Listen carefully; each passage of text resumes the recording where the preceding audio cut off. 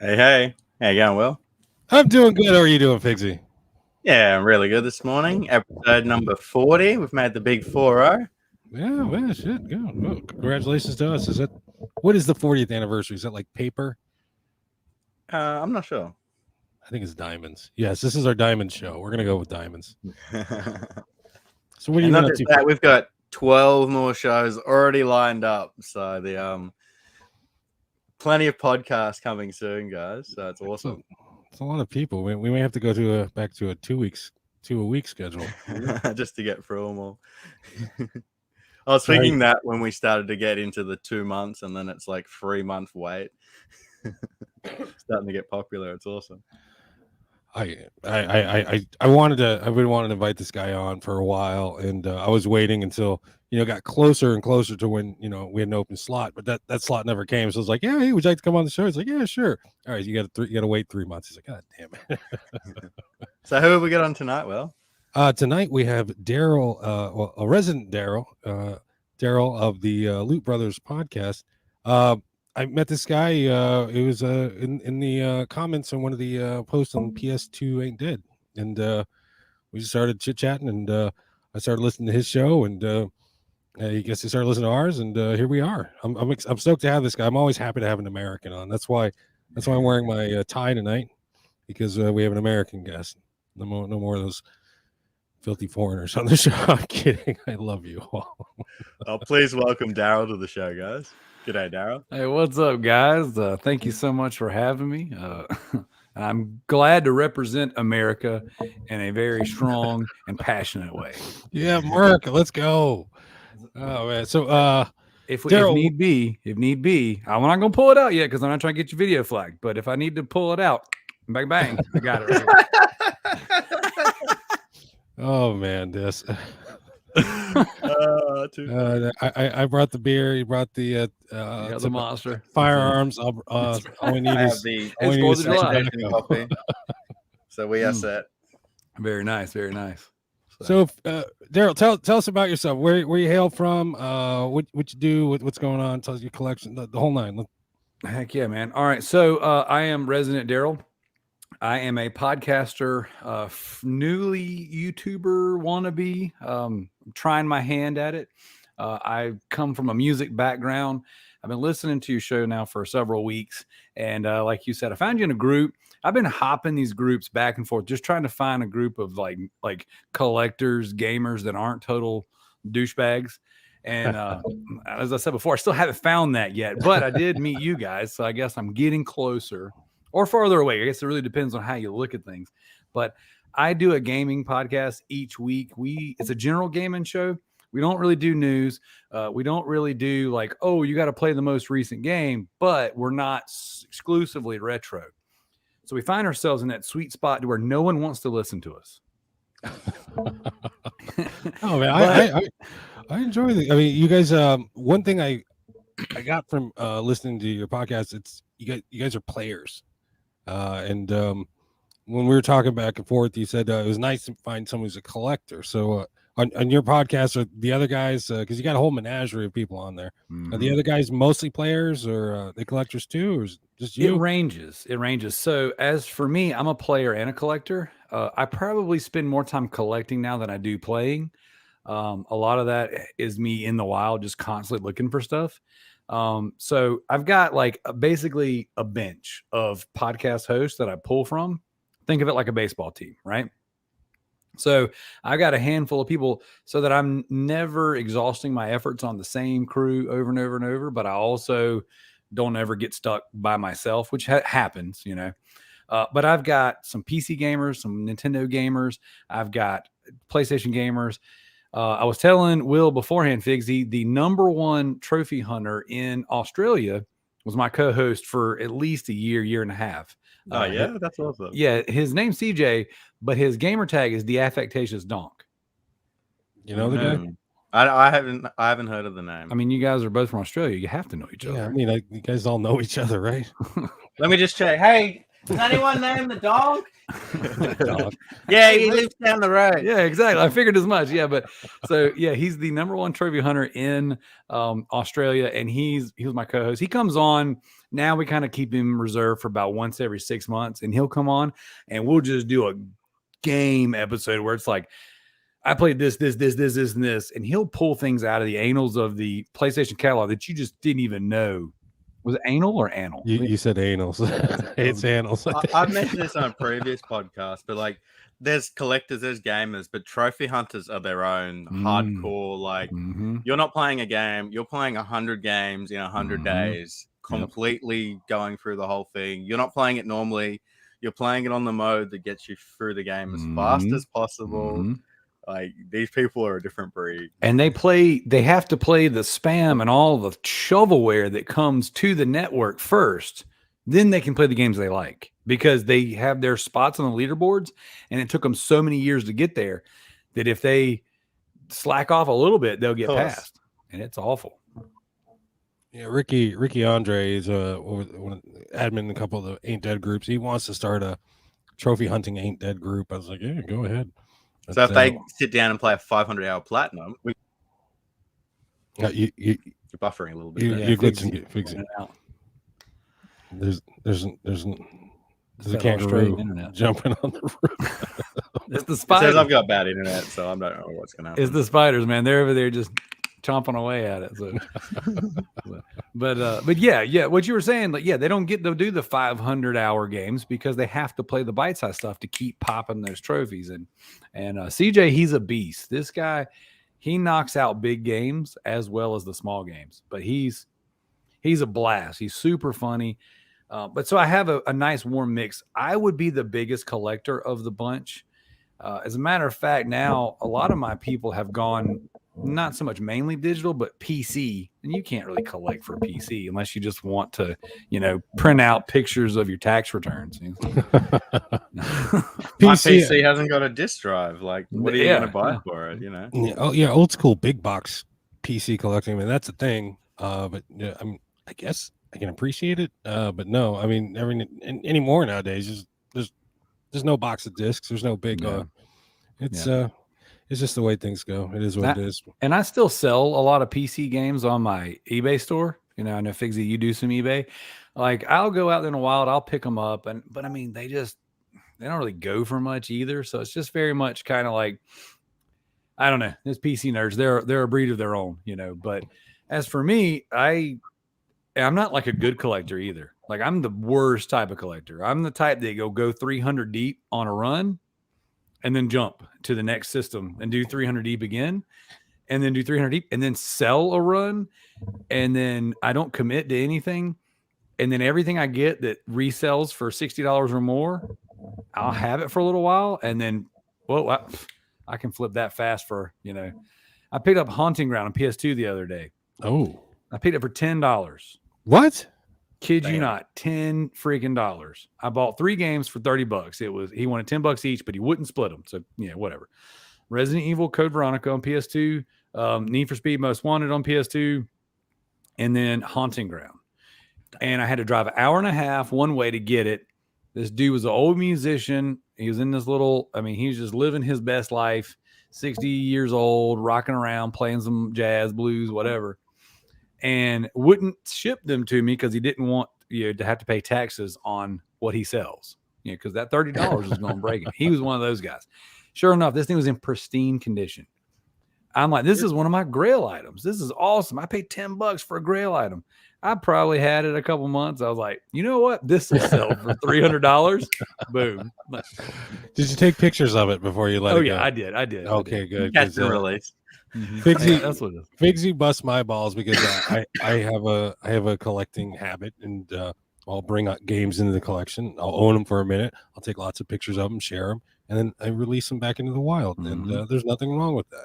I'm pretty guilty of that one. So let me ask you, where'd you find this guy? What Facebook Marketplace? Was it OfferUp? Craigslist? It was Marketplace. I manage a handful of groups on Marketplace. And I am in the real estate business. I'm not an agent. I'm a loan officer. So what I try to do is I try to take captive these Facebook Marketplace groups and admin them, eventually own them.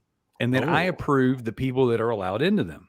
That is genius. Yeah, well, it works sometimes and sometimes it doesn't. But the thing is, this is like, I don't want other loan officers fishing in my hole.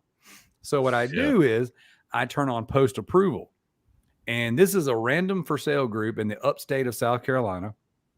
And I was kind of sifting through on the can one day, just like approving post. It was like, boom, haunting ground. I'm like, no freaking way. Yeah, no way. Do not approve that post. Did not approve it. I messaged him directly. We corresponded back and forth. I said, look, dude, that's an hour and a half one way. I'll pay you double what you're asking to ship it to me. He said, nope, not going to do it. Don't want to pay taxes on it. I was like, fine, I'll be there 8:00 in the morning. My daughter and I grab our cameras because we just started filming our hunts for YouTube and stuff. I don't even think I had a video yet. I don't think I had made my first video yet. And what a first one. Oh, dude. Well, it didn't make it on the first video because it was so insanely sketchy. I didn't have the camera out because I pulled up into the epitome of a ridiculously sketchy looking trailer park. I'll send you guys a picture. It's way deep in my phone, but I'll send you a picture. And I'm like, dude, I'm going to get shot. Now, this is my bag. Okay. This is what I have on me at all times. Careful, you're scaring the Europeans in the audience. I know you guys don't know anything about these. Never seen one of them before. This is my freedom bag. So either way, I have that strapped on me, the GoPro in the front, 9 in the back. So if anything ever happens, if I ever have to, go full blown American on a transaction. And American, fuck you, dude. And so I go up to this thing. I'm like, dude, this might be the day. This is the sketchy deal that's gonna make me flash my piece. This is finally gonna happen. Thank you, Jesus. I'm just kidding. But come to find out, his trailer mobile home was in the back a little bit. It was a lot cleaner, about a dozen or 2 dozen chickens out in the front. I go knock on the door, and he's standing there in his underwear, dude. All his 60-year-old glory. He slides the games out, and I give him the money. He said, thanks, man. Check out my band. And I freaking hit the road. He hands you a mixtape and sends you on your way. He said, hey, man, you ever going down to the Bucky's bar? You check me out, all right? I'll get you hooked up. That's fucking great. It was awesome, dude. I was shaking. I took a picture of it. I posted in my Loot Bros Facebook group. I'm like, guys, you'll never freaking believe this. And at the time, we were doing a horror game challenge for October. This is what kind of got me to start filming my videos or filming my hunts. This is kind of where it really started this past October. My co-host and I, we were like, hey, how do we grow our YouTube presence? Because right now, all we do, we rip the audio for the Loot Bros podcast. We put it on YouTube with a static graphic. It is what it is. 167 subscribers, and it just doesn't really grow. You get What's one the or channel two. name, Darrell? The Loot Bros podcast. I'll link it below, guys. So be sure to go subscribe. But at the time, we were talking like, how do we boost up, you know what I'm saying, the viewership on that stuff? Because without, you know how YouTube is, if your face isn't on it, and I don't like being on camera personally. I don't mind talking into a microphone all day long. But I'm like, people, we got to do something. We got to spruce it up. So we're like, hey, what if we do these challenges back and forth? Like he's in Missouri. He's all the way across the country from me. So you go into your local community, you hunt for games and film it. I'll do mine over here, and then we'll do challenges back and forth. So we said, in the month of October, whoever finds the most valuable horror game under a $20 budget, that was our deal. And this fell into my lap. I was like, I've only found this game once before, and I found it for $100, and I didn't want to pay $100 for a game. And I was like, I'm just not doing it. That was a long time ago. $100 for a game isn't so ridiculous anymore. But I was like, man, it was crazy. So once that happened, I was like, well, I do have a video of me explaining, like in my horror recap or whatever for October. I do have a video where I show it off, and I'm like, hey, this happened, but I didn't have the camera on me at the time. Now I strap a GoPro to my bag, and everywhere I go, it's like I'm filming all the time. So that's a fucking fantastic story. The guy had underwear on only. Well, he had a shirt on and tighty whities, so you can imagine. I'd say 6'2", 65. You know what I'm saying? Probably, I don't know, about 270. I mean, he's a large American, and rocking his tighty whities with freaking haunting ground for $10. Oh shit! Man. Sometimes the pickups are worth it. I did a pickup with a guy, and all he was wearing was an open robe. He was a little thinner, but the games were good. In fact, Figsy, I sent you remember that picture I sent you with all the freaking The PS2 game with all the Suikoden games in it. Yeah, that was the Panthless pickup. That's and awesome. yeah, it's fucking great. I mean, I'll take a side gaze at some old man dong for a fucking great pickup any day. Look, man, I'm trying to give you what you want. You gotta give me what I want. I just want you to look at my meat for a minute. Just a minute. Hey, Darrell, have you had any bad experiences now that you're filming? Yes. So every now and again, my channel, real quick, just kind of the Loot Bros podcast is my gaming podcast. The filming of the videos is Resident Darrell. What I decided to do after this experience, I was like, you know what? I'm just going to kind of do my own thing with it. If it grows, it grows. If it doesn't, it doesn't. It won't like bog down the podcast on the channel. I didn't know if that was a good way to do it or a bad way to do it, but now I'm 120-ish subscribers deep. And I'm like, well, I'm committed now. I'm just going to leave it alone. But that being said, when I'm out filming, some days you get people that are just like, oh my gosh, you're a YouTuber? I'm like, yeah, I'm a freaking YouTuber. 100 subscribers. But I don't say that. I'm just like, yeah. I do a little bit here and there. And they're like, oh my gosh. Then they just give you better deals. Every now and again, you'll get somebody who'll see the camera and they'll go, oh man, that was the old price. Like that Dave Chappelle skit. It's like, I don't know if you remember that one, but it's just like, it's like $20. It's 40. I mean, the sign says 20. That was the old price, and they shows the gun or whatever. It's like I get that every now and again. And I just told this story on another podcast recently, but the worst experience I've had so far is I negotiated a PlayStation 3 deal. This wasn't too long ago. This was right before Christmas, I believe, right? Maybe the week of Christmas. It was supposed to be 49 games, and they wanted $250. Okay. The only game of value in the stack, resale wise, was X-Men Origins Wolverine. Sells for about $50. Okay. I already own the game. So I'm like, well, if I can get a good enough deal, I'll take Wolverine, flip that immediately. Now we're down to 200. I'll sift out what I need, trade or sell the rest. But 200 even then wasn't enough to do it, So then I was like, hey, look, I'm looking at everything you have. It's not super valuable, yada, yada. We negotiate down to $150. And I would come get 49 games. Now, $150 for 49 games, one of which is going to get me 50 back. I'm down. I get there. Okay. And this is another trailer park story because I pull up in it. It's a trailer park. oh man, I wasn't filming because I was with my family. We were going to a family get together. This was a complete off camera. Just, I'm going to make it happen in the midst of traveling, And I go over there. Dude, man comes out with an armload of games. Both of his daughters and his wife all come out. Armloads of games. I was like, cool, this is great. And he's like, yeah, man. So we're kind of, going back and forth, whatever. The dude has like 2 teeth. And he's like, hey, man, all I do is play games. I don't mess around that internet, though. Don't let my daughters play on the internet, all this stuff. I mean, just like the epitome of the Southern gentleman, Southern gentleman. And I'm like looking, and I start kind of going through everything. And I'm checking some of the discs, just making sure. I was like, hey, I only see 36 games. And he just yells at his wife like she's an animal. You know what I'm saying? Like, what many games did you tell him they were going to blah, blah, blah? And she goes, babe, you told me 49. I listed 49. Well, GD, mother effing, I sold some yesterday. He sold all the games I wanted. I had a stack the day before. And I was like, is there a console too? No. This was just games. Just games.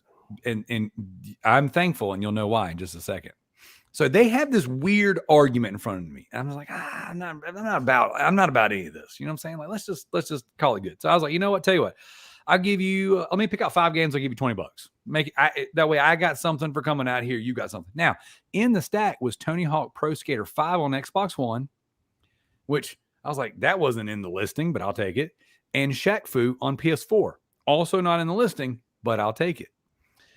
And now, Tony Hawk Pro Skater 5 on PS4 resells for a fair amount, $30, $40, whatever. Tony Hawk Pro Skater 5 on Xbox One, $10. So I was like, I didn't realize that because I didn't look it up at the time. I was like, oh, I know Tony Hawk 5 is, I got a friend, a podcast host who's like, be on the lookout for it. I'll get it. So I get it. I sift through about 3 or 4 games, checking the disc, everything. They'd keep dropping stuff. Like even I was kind of dropping some games. You know, I'm stacked up to here. You know, I dropped a few. The daughters dropped a few. They're arguing. I'm like, I got to get out of here. I checked 3 of the 5 games I got. So I get in the vehicle. I tell my wife, I'm like, this was awful. I got to get out of here. I get all the way to the in-laws. They go inside. I go to the back where in my van. I was like, I got to check the other 2 discs. Happy Feet was one of them, or Happy Feet 2. I don't own that one. I open it up. Guess what's not in there?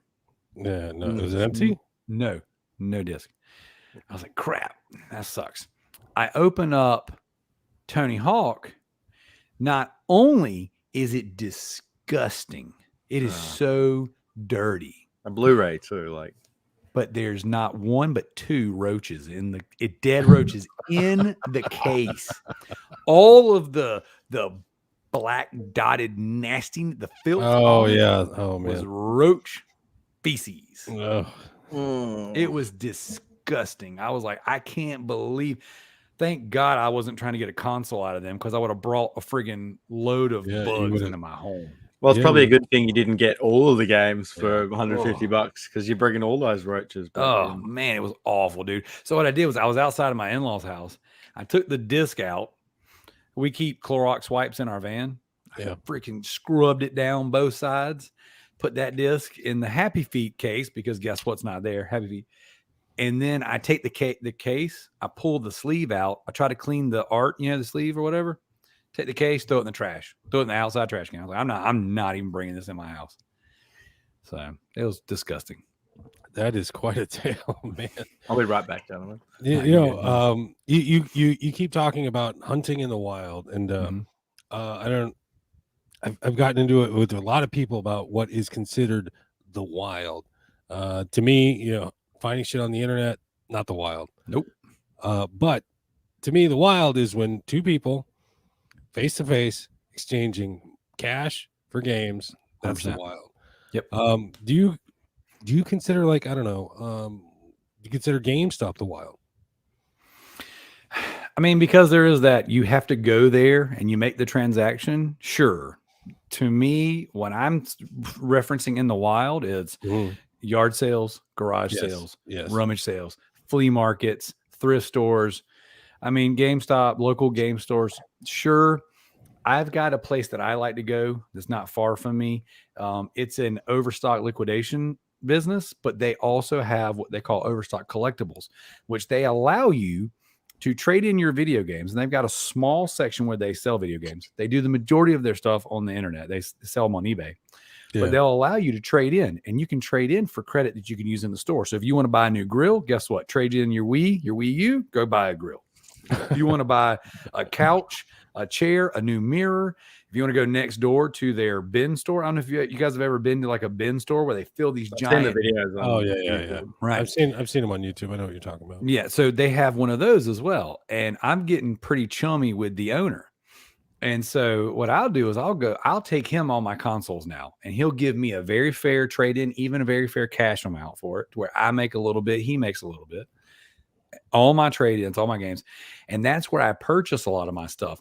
So now, if I am going to go in the wild to an actual store, it's going to be there, which isn't your traditional game store anyways. Yeah. But yeah, yard sales, flea markets. I'll do Facebook Marketplace meetups occasionally.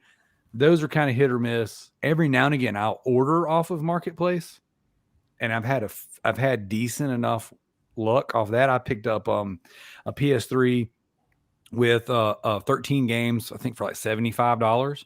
One of those games was NCAA football 2013. There you go. 14.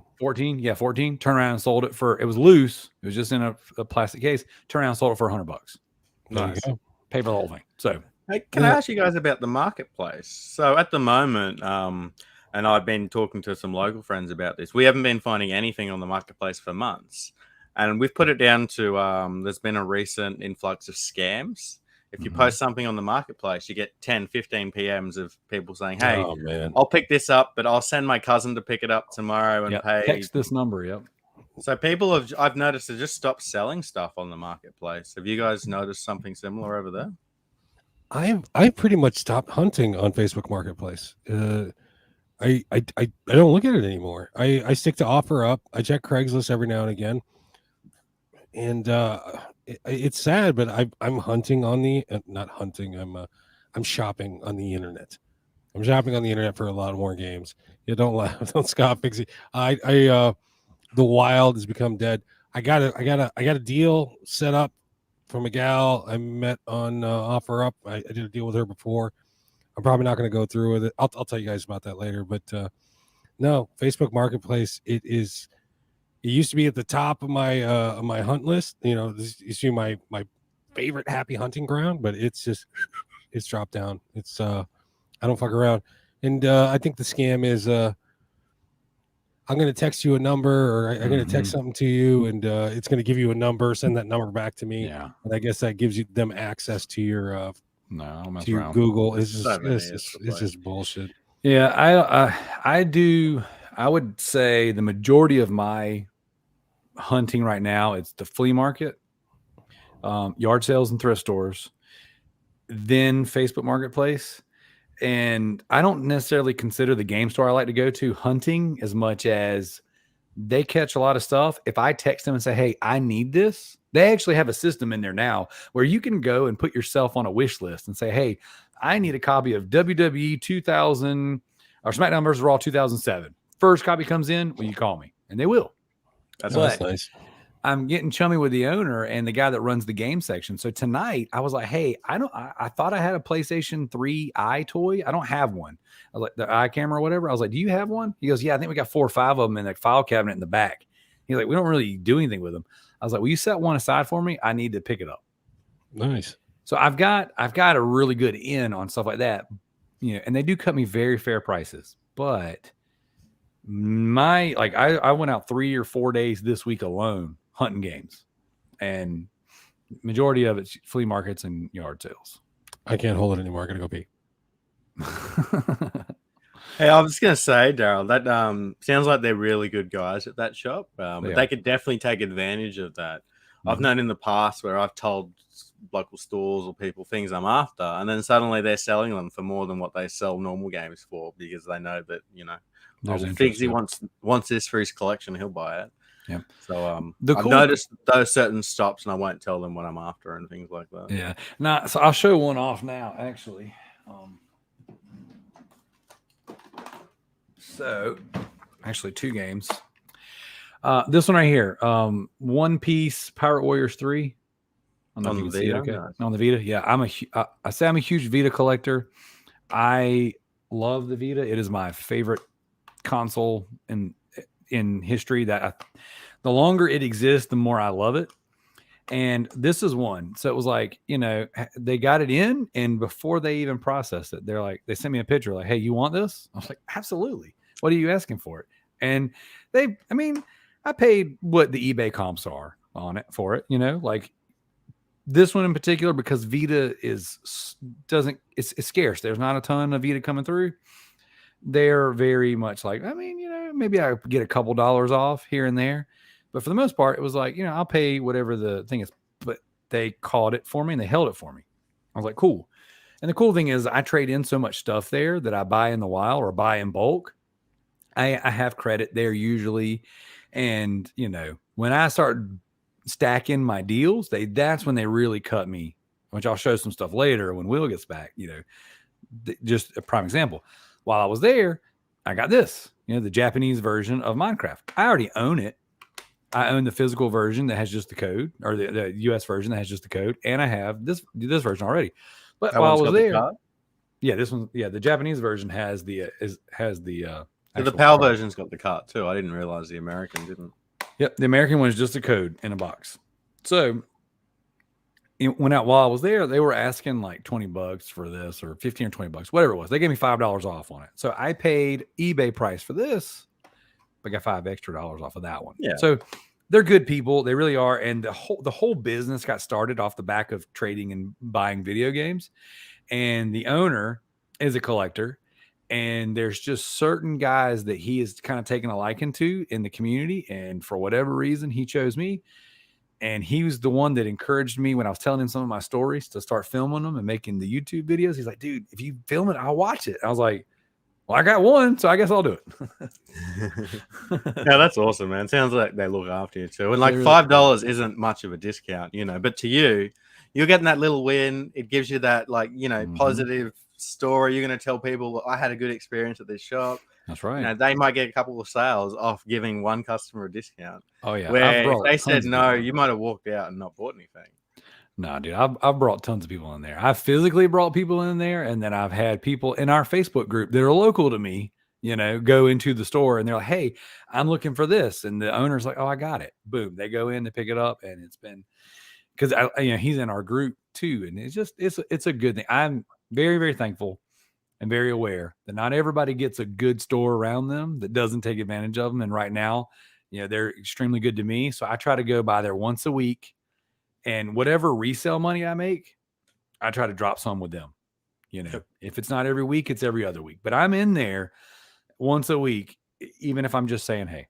So yeah, and then that way you're checking out the new stock that's coming in. And that's right. That's right. And I'm the same.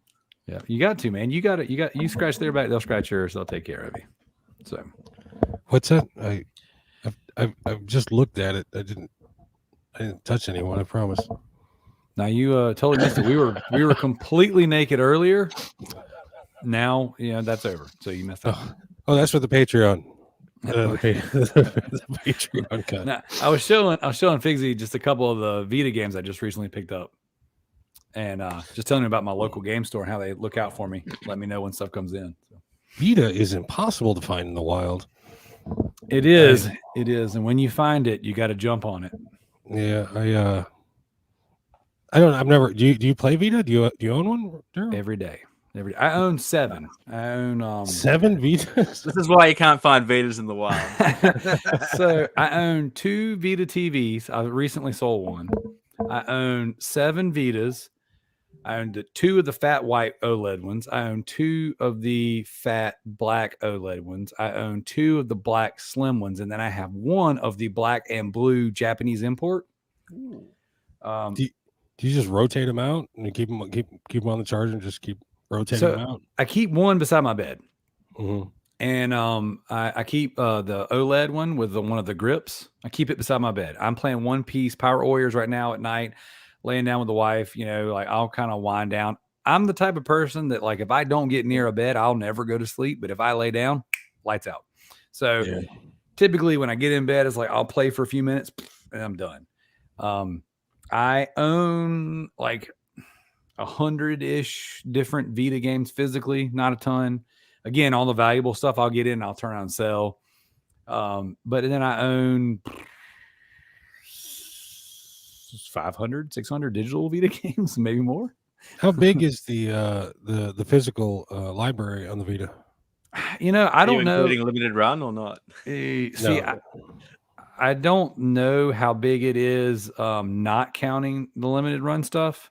Or the Power library's 220-ish, so that should give you a good idea because there's no limited run games in the Power region. So I feel like the physical American version was somewhere around the 300 range. Like right now I have 109. I'm looking at my game eye right now. I have 109 physical carts for the Vita, and it says there's 1,294, but I don't know if that's correct or not. It would be because there's so many in Japan. Japan had like well over 500 releases. You're then looking at 300 or 400 limited run games, so the numbers should really add up. So, and see, again, that's like me. That's what I was saying earlier. I'm not the type of collector that can ever commit to completing a run because, like, I owned all the Danganronpa games, and then as soon as they went up in price, I sold them and then bought like 8 more Lego games. You know, and so it's like I like the Vita a lot. I've got a ton of platinums and I've beaten a ton of Vita games. But I was telling one of you guys earlier, I didn't remember. Vita is probably my favorite system in just ever. just I love it. I take one with me everywhere I go. So this one, the Bang Bang bag, this goes in the front. Yeah. Bang bang in the back. Action in the front, Jackson in the back. That's right. Yeah. I tell my kids. Wait till you get a hairy situation. You pull out a Vita. Oh shit! Hey, something's going down. I'm saying now. What you do is they're like, oh, wait a minute, that's the Vita. That's a like, Vita. I haven't seen one of them. And then it's like, bap, you're done. I collect for the Vita too. Oh, I'm not gonna rob you anymore. There, you say you're all over the place to collecting. What console or what game consoles? I mean, is it all? Are you 90% PlayStation, 10% Nintendo? Probably 99% PlayStation. So I've got I'm working on my PlayStation 3 stuff now. I keep moving my phone from different sides of my desk. So I've got, let's see, Vita. I told you I got 109 of those. PSP, I've got 74 PSP games. Probably that many more movies because it's easier to find the movies in the wild than it is to find the actual games. PS5, I've got about a dozen, maybe 2 dozen actual PS5 games. PS4, I'm about 350, give or take. This doesn't count my eBay stuff. That like I have like I got a dozen or 2 dozen of various games that are doubles or triples that I'll sell on eBay and stuff like that. PS3, I'm sitting at about 221. PS2, I got less than 40. I just sold about 300-ish PS2 games. PS1, I'm still about 22. I got a little bit of Dreamcast. I got about 30 Nintendo Switch games, all of the Resident Evils across the various systems. So if Resident Evil's on a console, with the exception of the Game Boy Advance Gaiden, however you want to say it, my house burnt down years ago. My copy was in there. I've never replaced it. So expensive, man. It is. It's like $1,000 game. It is, and it's terrible. It's one of the worst games ever made. That's probably why it's terrible, because it's got Resident Evil on the box. Right. So you have to have it, and it didn't sell well. Exactly. Now, I've thought about buying the little repros for like $12, $15 off of eBay and AliExpress and Alibaba and stuff. But I don't know. I've got some 3DS, some Xbox, some 360. I mean, I've got 50 of this, 50 of that, whatever. But for the most part, PlayStation is my home, and I it's something about the 300 or 400 range. When I get in there, I tend to unload. Like since June, I've sold around 1,000 video games, and 300 or so was Xbox, 300 or so was PlayStation 2, and I've maybe only sold 30 really valuable games. But then again, I don't tend to keep the valuable stuff. I get it in, I'm like, oh look, I got it. It's gone. So nothing wrong with that. Nothing wrong with that at all. Did you play Hunting Ground by chance? I didn't, and that makes me a terrible Resident Evil / survival horror fan, because oh man, I've got beside me, I've got one of the old fat PS2s with the modem on the back and the hard drive inside, and I've got the soft mod boot disc or whatever. McBoot. Yeah, and so I put Hunting Ground on it before I sold it, because the thing was, what I did was I put it on there, I downloaded it to the console, and then I put it up. And so when I sold it, I was like, it's okay. I've got it on my modded PS2. No big deal. I'll just go play it on there. Fired it up one day. Didn't work. I was like, oh, God. That's what I get. It happens. It's almost better to be playing those games on emulators and stuff, because you're not putting in like a $200 disc that, you could potentially damage, and it's going to run better, and you're going to play it in 60 frames. And sad, but that's the better way to play retro games these days. It is. And it's like I've got the that little HDMI converter off the back of my PlayStation, and it looks like crap. I've got a 50 or 55 inch 4K above me. I've got two, so I got this little command center, right? I've got my 3 monitors for work and editing and stuff, and then I've got 2 55s mounted on the wall above me. And if you can see behind me, I got theater chairs. So like in my office, when I shut it down for the day, my wife will go sit in one and she'll watch TV, and then I'll play a game on the other. And that's kind of how we hang out and wind down in the evenings. And so I've got the PS2 hooked up right above me, but the resolution's so bad on everything, it's just kind of like I don't even want to play it on that. It's so crap. I bought the same, like the HDMI converter, but your PS2 looks so much better on a CRT TV. Yeah, dude, you gotta get yourself an old tube TV. I mean, shit, they used to be people put them on the curbs and come by pick it up, but that's getting thin now. Mm-hmm. People are aware what they've got. Hey, gentlemen, on this show we like to run a couple of segments. So we're 40 minutes in. I want to get into the first one. So the first one we do is a little quiz. So it is time to play Figsy's quiz. Let's hear the music. Fuck you, man. Now, today's quiz, once again, has been prepared by Pavel. So big thank you to Pavel for going away preparing this quiz. He's gone out of his way to do not just general questions, but we've got photos, we've got music clips. So this should be heaps of fun. The questions are random. However, who would like to go first? We'll let Will go first. Oh, no. Right. Fine. Yeah. Okay. Let's go. All righty. Sorry, I just need to find them. All right. So, Will, what game is this limited edition PS4 console from? Oh, that's it's a walking simulator. It's a Hideo Kojima game. God damn it. Death Stranding. Yep, that is correct. All right. There was a bit of a giveaway, though. I want to call shenanigans on that one because it said the name of the game on the controller. I see that. Let me see that. Pull it up again. I didn't even see that. I don't know if Will's seen it though. So here's the control. That color is called vomit yellow. That's gross. I don't care for. All right, so Will takes 1 point. Darrell, for your first question, what limited edition PS4 console is this game from? Oh, that is God of War. That is correct. 1 point each. I'll just bring up the God of War console for you guys. Yeah, that was a jacked up picture, man. What the hell? Well, they looks like you went in there and modified it so you couldn't. So it was. Yeah, you couldn't read it. I see. Mine was harder than yours, arguably. Sorry, I couldn't even read Death Stranding on the damn thing. I didn't even see that. Point and a half. I'm just saying. Well, all right, we're going into round 2, guys. All right, we're sitting at 1 point apiece. All right, Will. Not necessary. It is. Okay. Your question, and this is a good one for you. So this is about a meme. So what famous game company is this meme about?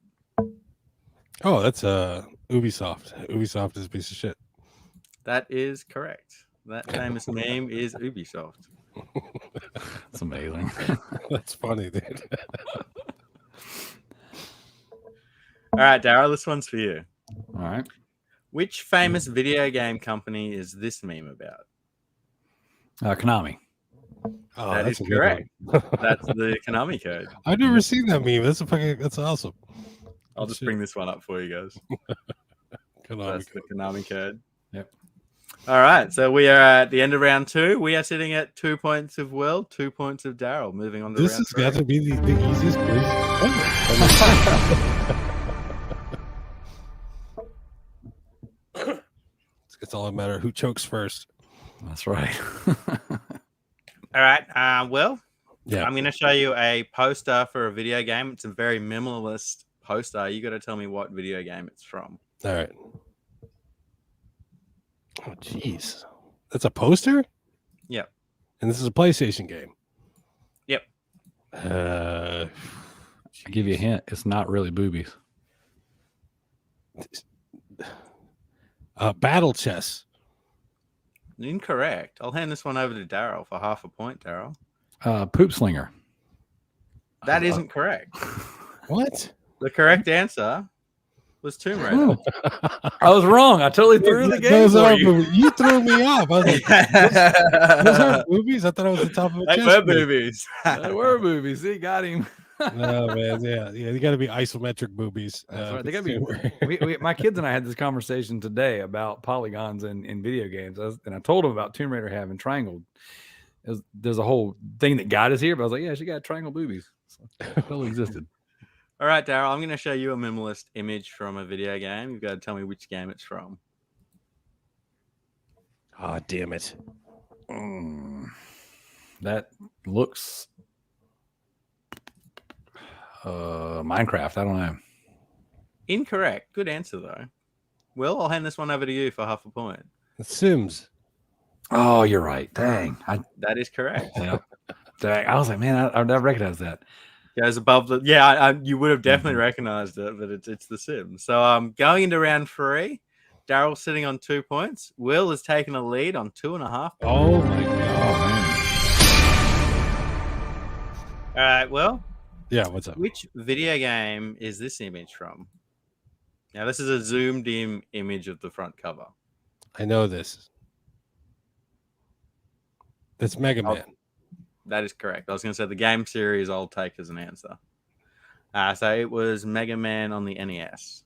Jesus, that's fucking ugly. Came a long way. Oh man, Mega Man. All right, Darrell. I'm going to show you a video game that has been. This is a fan demake of a popular PS4 video game. Now, what PS4 game is this? Bloodborne. Oh, that is correct. You nailed that one. I was thinking that was going to be hard, but if you knew it, you knew. I'll just show the fan remake. So fans have gone and remade Bloodborne for PSX, which is PS1 in Japan. That was my next question. That's fucking rad. Where can I get that? I believe it's available to download. Don't confirm me on that one. So moving into round 4, guys, we have Darrell on 3 points, Will on 3.5 points. Close. So I've only got one question left. It is a tiebreaker. However, it is for 1 point. So if Darrell gets this, he will win. Now I'm going to play a soundtrack for a game. First person to name the game gets it correct. If you name the incorrect game, you are locked out.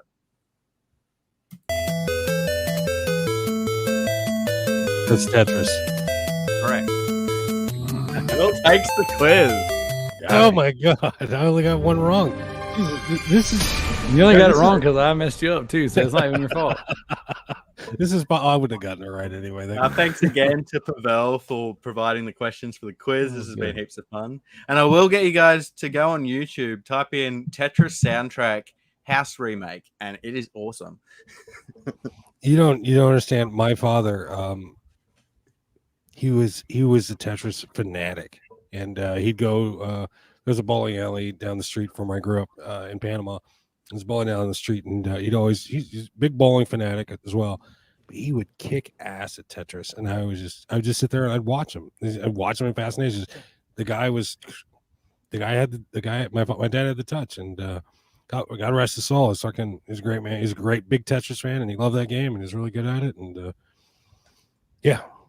my pops. Anyway, nice. I love how you knew it instantly too. You didn't even give Darrell time to think about it. It was very familiar, but you got me, beat me to the punch. Well, yeah, it's arcade.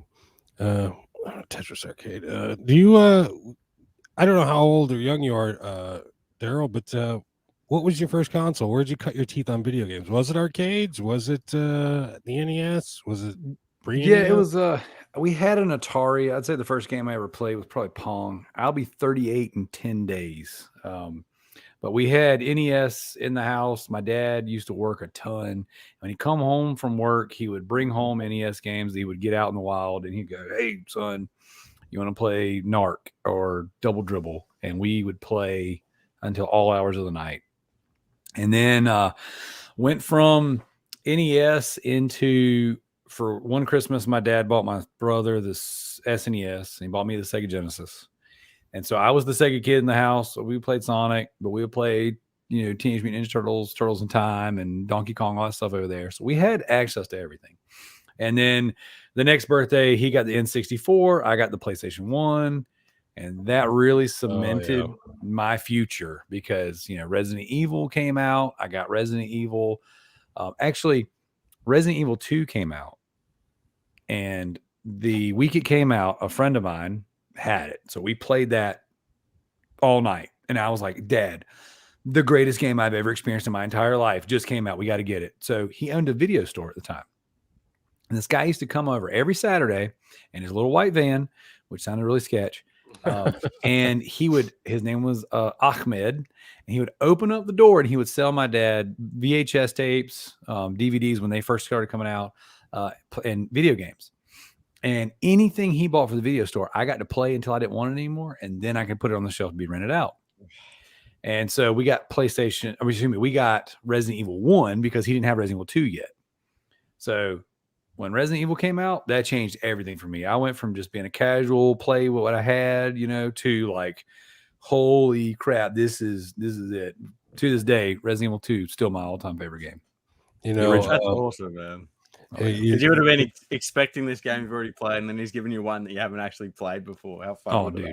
And it was just, that's all I could do. I was like, I can't believe this exists. This is insane to me.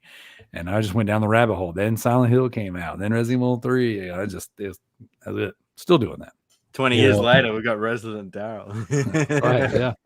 I got multiple children, as sounds like you do as well, Darrell. And they say, we don't have our favorites. We just love them in different ways. Now it sounds like you're definitely your dad's favorite. You got the Sega, then you got the PlayStation. Your brother got stuck with Nintendo. Yeah, a little nerd. That's I've seen you got the Rubik's Cube. That's right. You could play outside, son. The hoes out there. That's right. So, oh Jesus, man, that's cool, man. Yeah, that's. I've always been a PlayStation guy. That's always. I mean, I've owned everything, and I still continue to own everything. But PlayStation is Resident Evil cemented me in my fandom from that point on. The rest of my life, I'm a PlayStation guy, and survival horror is my favorite genre of gaming. I mean, my gamer tag's Resident Darrell, my Twitch, my YouTube, everything's Resident Darrell, and I just have, that's always kind of been my thing. And every time a new horror game comes out or a new survival horror game, that's me. I'm on it. Even if I don't play them when they launch, I at least buy them. And that's like, I don't really sell horror games very often, so that's kind of the exception to my rule. Unless it's like Haunting Ground and super expensive, then speaking of which, what's in your console now? What are you playing now? What's your game of choice right now? So I already said I'm playing One Piece Power Warriors. I'm not an anime person, but like the game is a Muso, like a Dynasty Warriors style game. Super fun to play. All the filler bullcrap in the middle, I could do away with, but the actual combat and the actual smacking bad guys around like 100, 200 them at a time, freaking loving it. So that's what I keep beside my bed. In my PS5 right now, I'm actually playing Super Stardust Portable. I don't know if they added trophy support. So the game launched last year, and they didn't launch it with trophies. So I played it. I was like, cool. I'm a big trophy hunter fan. That's kind of that's where I get kind of twisted. It's like, I love gaming. I love PlayStation. I love PlayStation trophies. Like it's an addiction. It's a problem. Yes. And so I'll have two, again, that's why I didn't play Haunting Ground. Cause like, sure, I want to play this. Sure. I've never owned this. Sure. This checks all the boxes for a Resident Darrell game, but it doesn't have trophies. Super Stardust Portable does have trophies. So which one trumps the other? Super Stardust Portable. Hey, Darrell, I got something interesting to add on that. This is probably a future quiz question, but sure. Super Stardust on the PS3 was actually the first ever game to have trophies. That's right. Yep. And then they have Super Stardust Ultra HD or whatever is on the Vita and the PS4, I believe. Maybe it's either way. There's a version on there as well. But yeah, dude, I as soon as they patched in trophy support, I went and popped the platinum for the PS4. I'm working on the PS5 version now, or vice versa. I don't remember. But I'm playing that, and then on my PS3. So in my little workstation, I have three monitors, like I said earlier. But one of them, if I'm working on a contract or I'm working on like an editing project that I need the third monitor, that's what I use it for. If not, my PS3 is hooked up to it.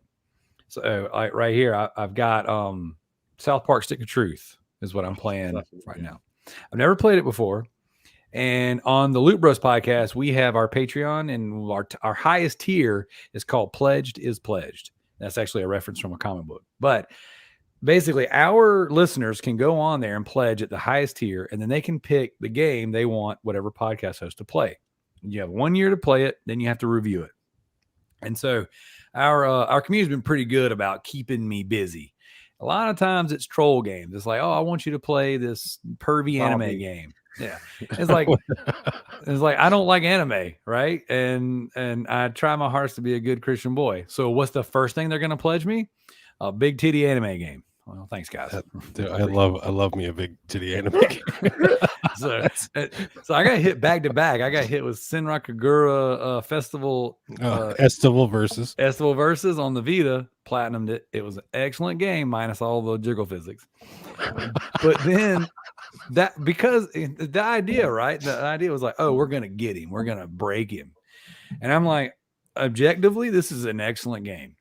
All the fan service, you can do away with it, and you still at its core. If you reskinned Estival Versus with TMNT, well, if that was a freaking Ninja Turtle game, that'd be one of the highest selling Ninja Turtle games ever made because the combat was freaking awesome. Oh, you're preaching to the choir as far as gameplay is concerned, but no, man, I don't want to see no green teenage boy. You see what I'm saying, right? Yeah. All right, hey, green. I wonder, like, a few of these games might be reskins. Have you ever played something and noticed it was a reskin? Oh, 100%. Yeah, so all many those PS3 games I've played. I'm like, this is just a reskin of blah blah blah, but it's got movie characters in it. That's Adventure right. Time, perfect example. Yeah, 100%. They're all the beat 'em ups, all the side scroll beat 'em ups are all the same thing. And so I played that one, and then I immediately got hit with Peach Beach Splash. They're like, oh, we didn't break him with the one, we'll break him with this one. I'm like, good Lord. But I've been pledged to play some pretty good stuff, and then now I'm getting hit with another one that's kind of like, oh, the old good Christian boy, huh? Here's South Park Stick of Truth. I'm like, but to be fair, it's an interesting enough game. It's funny, like it's vulgar as all get out, but it's really funny. And so that'll be one of my upcoming Patreon reviews. So I've been kind of bouncing between those as far as what I'm actually playing right now.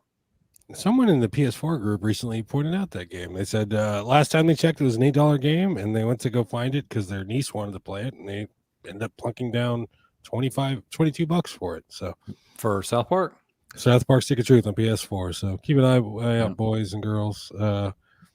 Alert, it's going up in price. Yeah, it is. Well, if you want to pick that one up to play it, if you pick up the sequel, it includes a download code for the first one. So that's the best way to do it. And it's been really cheap recently. So I actually own it on PS4, and I started it on PS4, but this is not a game I can play in front of my wife and kids. Okay. So that's not happening. And so I was like, okay, well, I got it on my PS4 in my bedroom. So I was like, well, here's what I'll do. I'll play this at night. She'll go to sleep. I'll play a little bit of South Park, and then I'll go to bed. But reality, like I said earlier, as soon as my head hits the pillow, lights are out.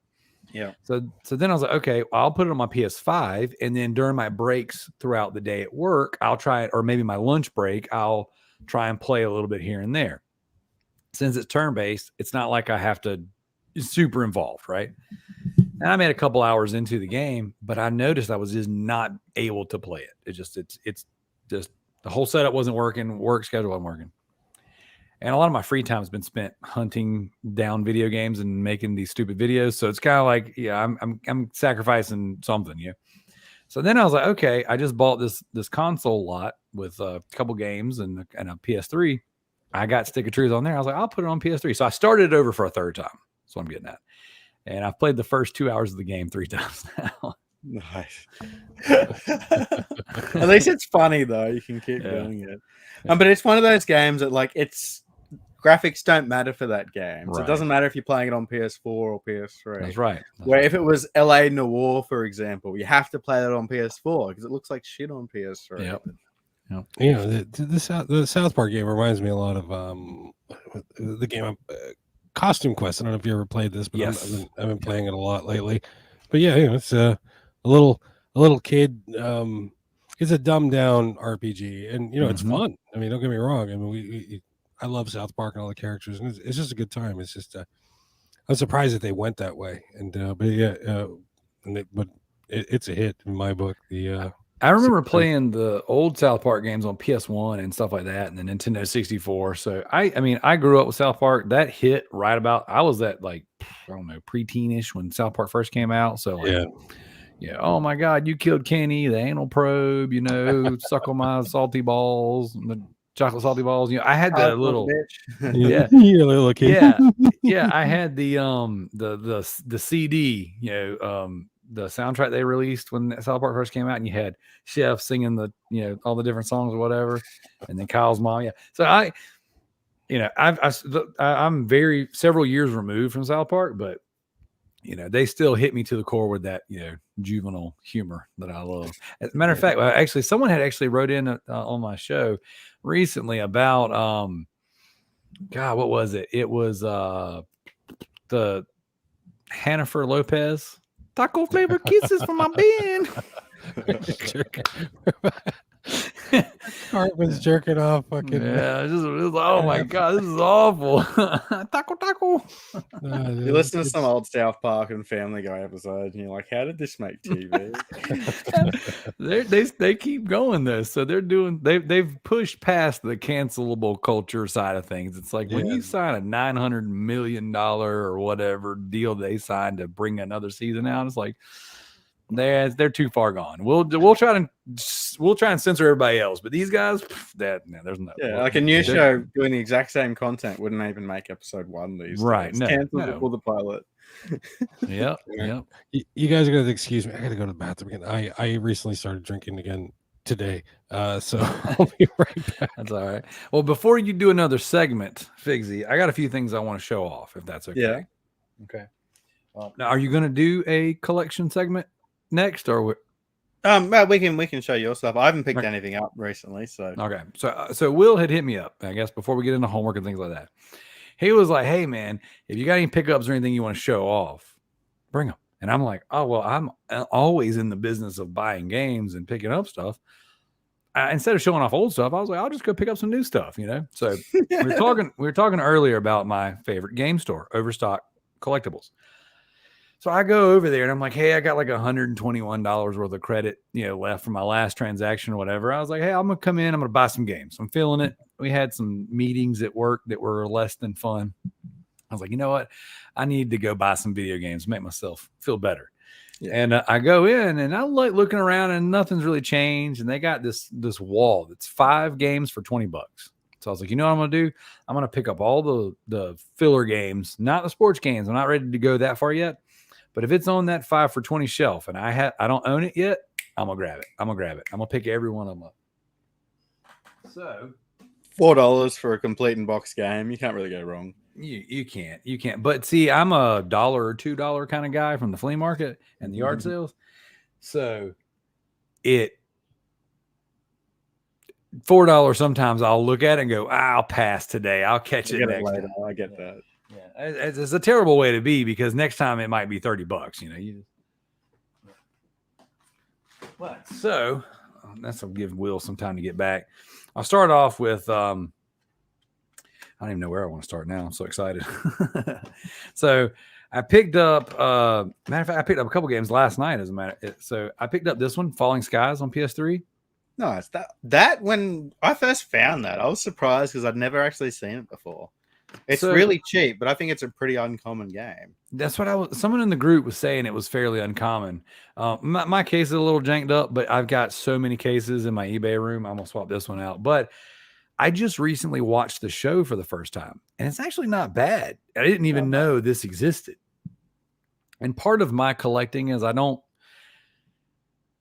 try not to look up and see what all's out there. I try to just go and find things in the wild, and it's like, because I know I'm never going to do a complete set. So why even tell myself ahead of time what games to be looking for?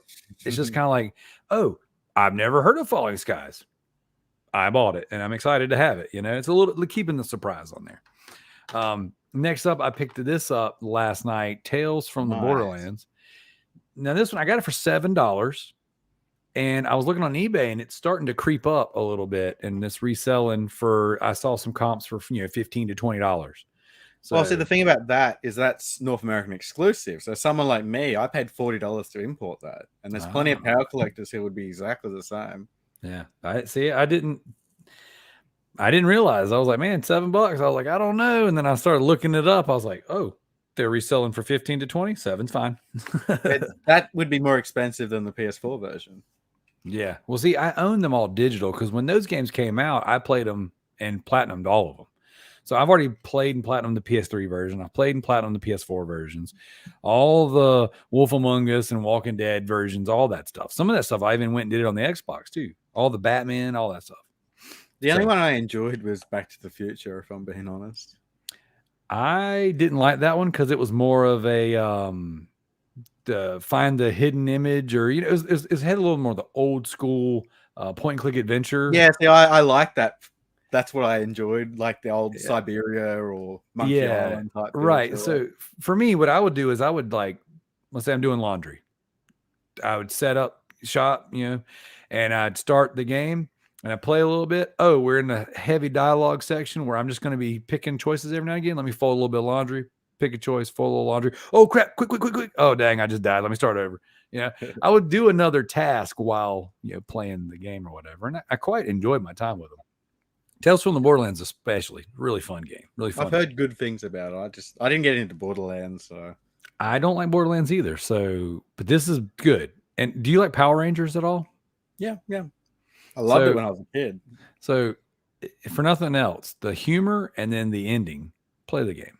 If you have access to it, play it. It's fun. It's worth your time. I can promise. I've got it on multiple systems. Yeah. I'm sure you do. Pick one. So, I picked this up at my game Overstock collectible store. This one I just didn't have. I've got a lot of the Need for Speeds. I think I have the regular version, but I didn't have the limited version.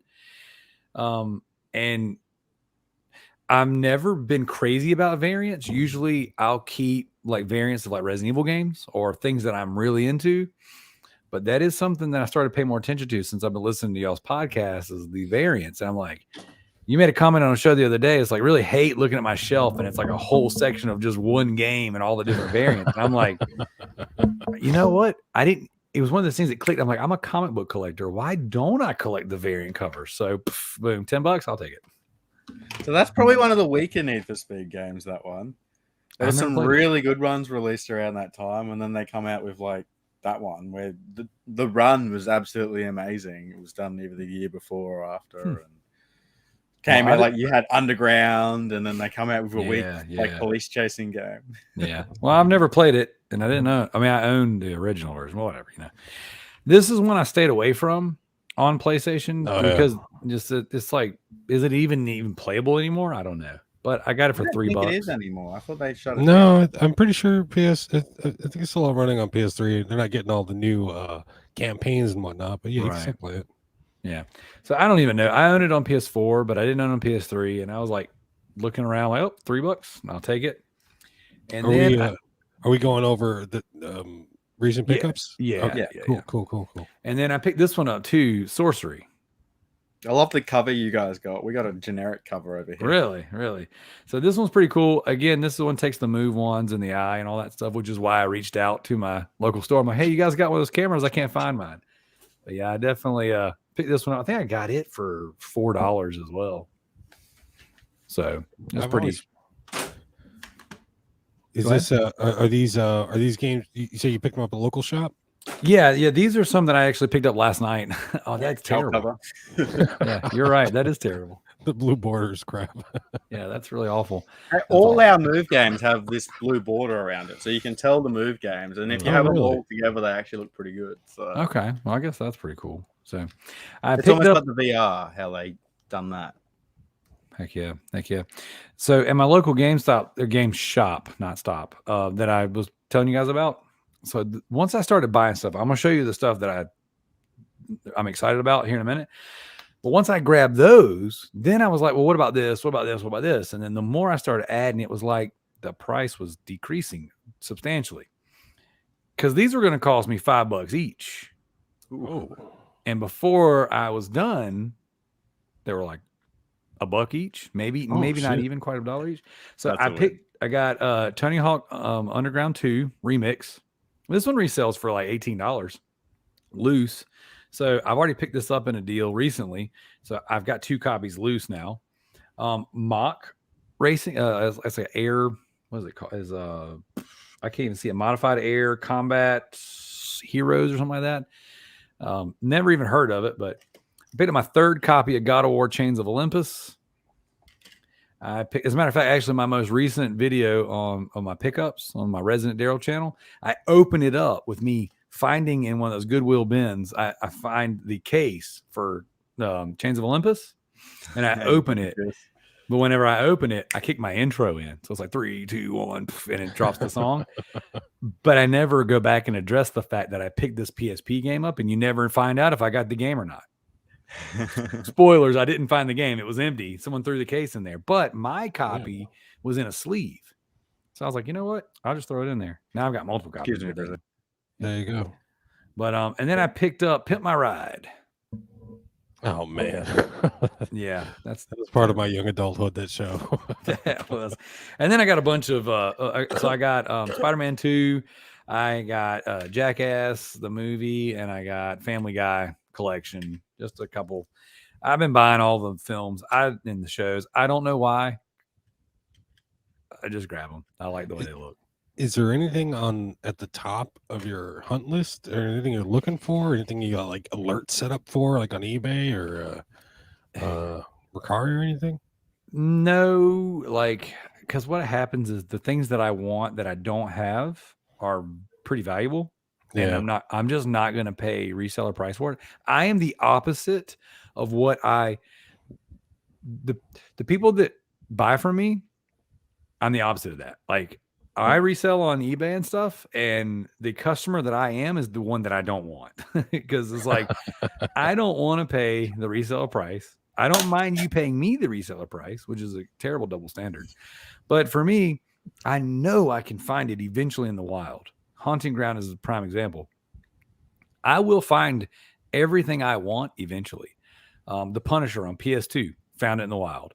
The Punisher on Xbox One, found it in the wild. Literally just had a conversation with somebody the other day trying to sell it to me for like $40. I'm like, I got it for $1, almost like 2 weeks later. So for me, I don't do the eBay watch list, and I don't set the alerts and stuff, because the alerts right here, I will find you eventually. And if there's something I really want, I'll just look that much harder. So is there something at the top of my list right now? The Danganronpa, the 3 Danganronpa games. The trilogy? The trilogy, the ones I sold. Because I own the trilogy.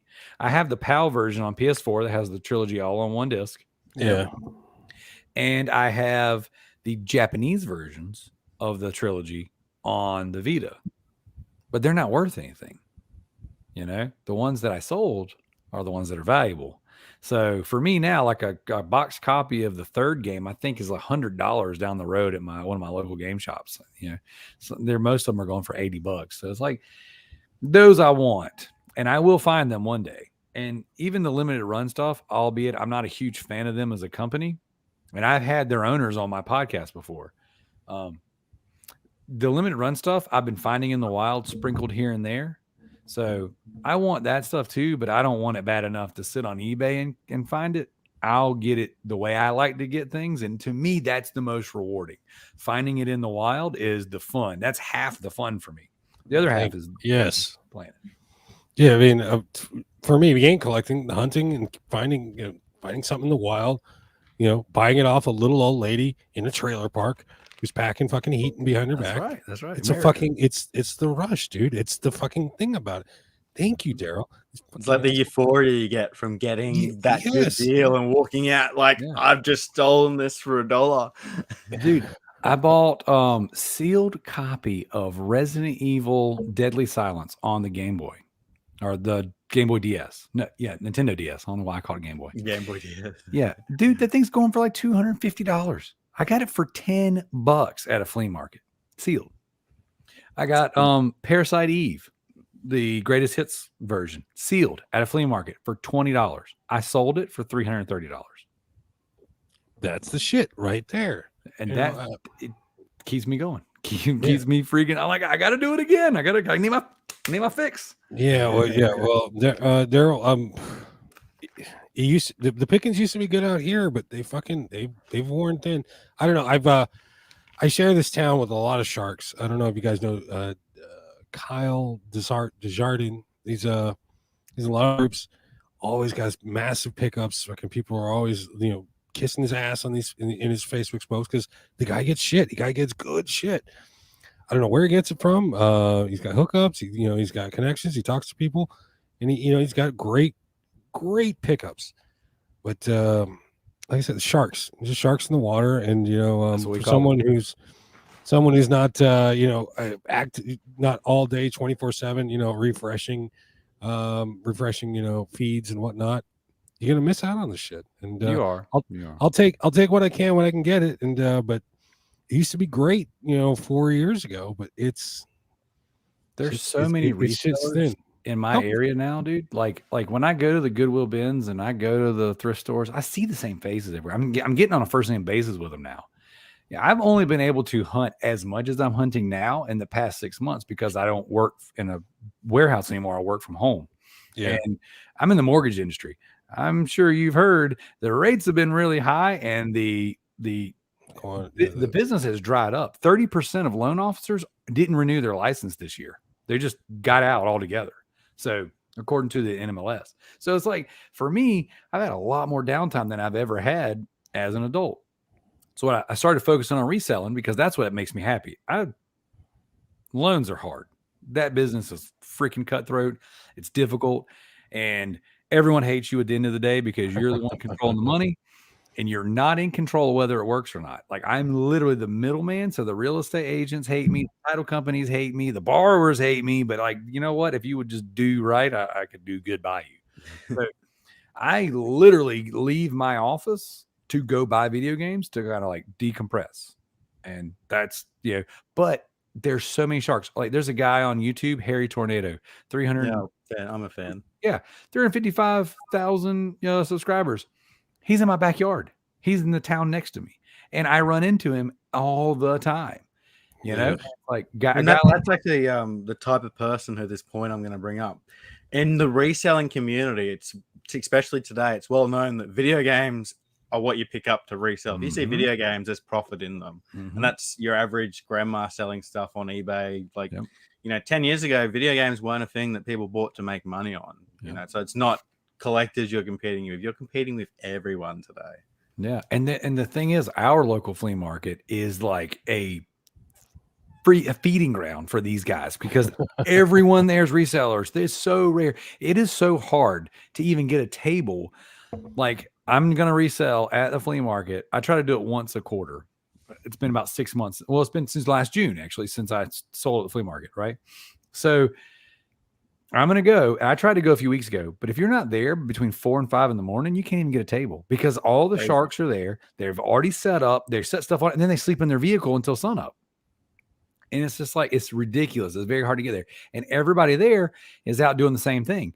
Like the video I posted today, this is I don't know, this is live. So yeah, if anyone's watching right now, if you go to Resident Darrell's YouTube, the video I posted today, it's some of the sharks and some of the resellers. The store was open for 15 minutes and they had like 4 giant trash cans filled with all the DVDs, CDs, and video games. And what happens is they only let 5 people in at a time. So these guys get to the Goodwill bins, to the different stores. They get there 4 or 5 hours before they open. They set up their little chair. They sleep in their vehicles. They sleep in their chair, whatever. And when those doors open, they make it in and they just grab things by the armload and they stick it. Like, I was there yesterday. What's today? Thursday? Yeah, I was there yesterday with my dad. Dudes were stealing out of each other's baskets. This guy's had freaking pristine looking PSP movies. All right. And I didn't see any games, but I saw movies. Pristine condition. I'm like, hey man, I'll buy that off of you before we even go check out. Like, I'm going to pay for it twice. He's like, I don't know what I'm going to charge for you. No. I'm like, you don't even know what it is. You just know it's a game, or it looks like a game. So you freaking grabbed it. And another thing I've seen people do is, this is just from YouTube because it's not like this over here, but I've seen, say they see video games and they don't know what they are. They'll grab every single one. They'll go over to the corner, scan every single one, take all the expensive ones, throw all the cheap ones back. Yep. Dude, Goodwill's, the prices at Goodwill's and thrift stores are doubling now on video games. Like, they're selling, like, there's this one store it's only been open for like a year or two near me. That's Goodwill. And it's in a town with money. So all the resellers flooded the market and everyone's filming. I mean, I can't make fun because I'm doing it now too. And I'm totally a poser because I got less followers than all of them. Right. But all these YouTubers show up and they're filming themselves shopping at Goodwill, and all their titles or clickbait. Look at me making $100,000 a year shopping at Goodwill, and Paying off Goodwill my just mortgage. yeah. It's like man and wife. There's the bearded thrift machine. He's a couple hours over from me, but he's got 2 channels. I mean, the dude's got he's got 70,000 subscribers between the two of them, and it's like husband and wife quit their jobs and shop on eBay for a living. Shop on a Goodwill. And here's the thing, Goodwill's starting to go up on stuff. So now I go across town, I hit my normal little trail, and in games that used to be $2 and $3 a piece are $8. I'm like, dude, you're trying to sell me this Wii shovelware for $8 because it's a game.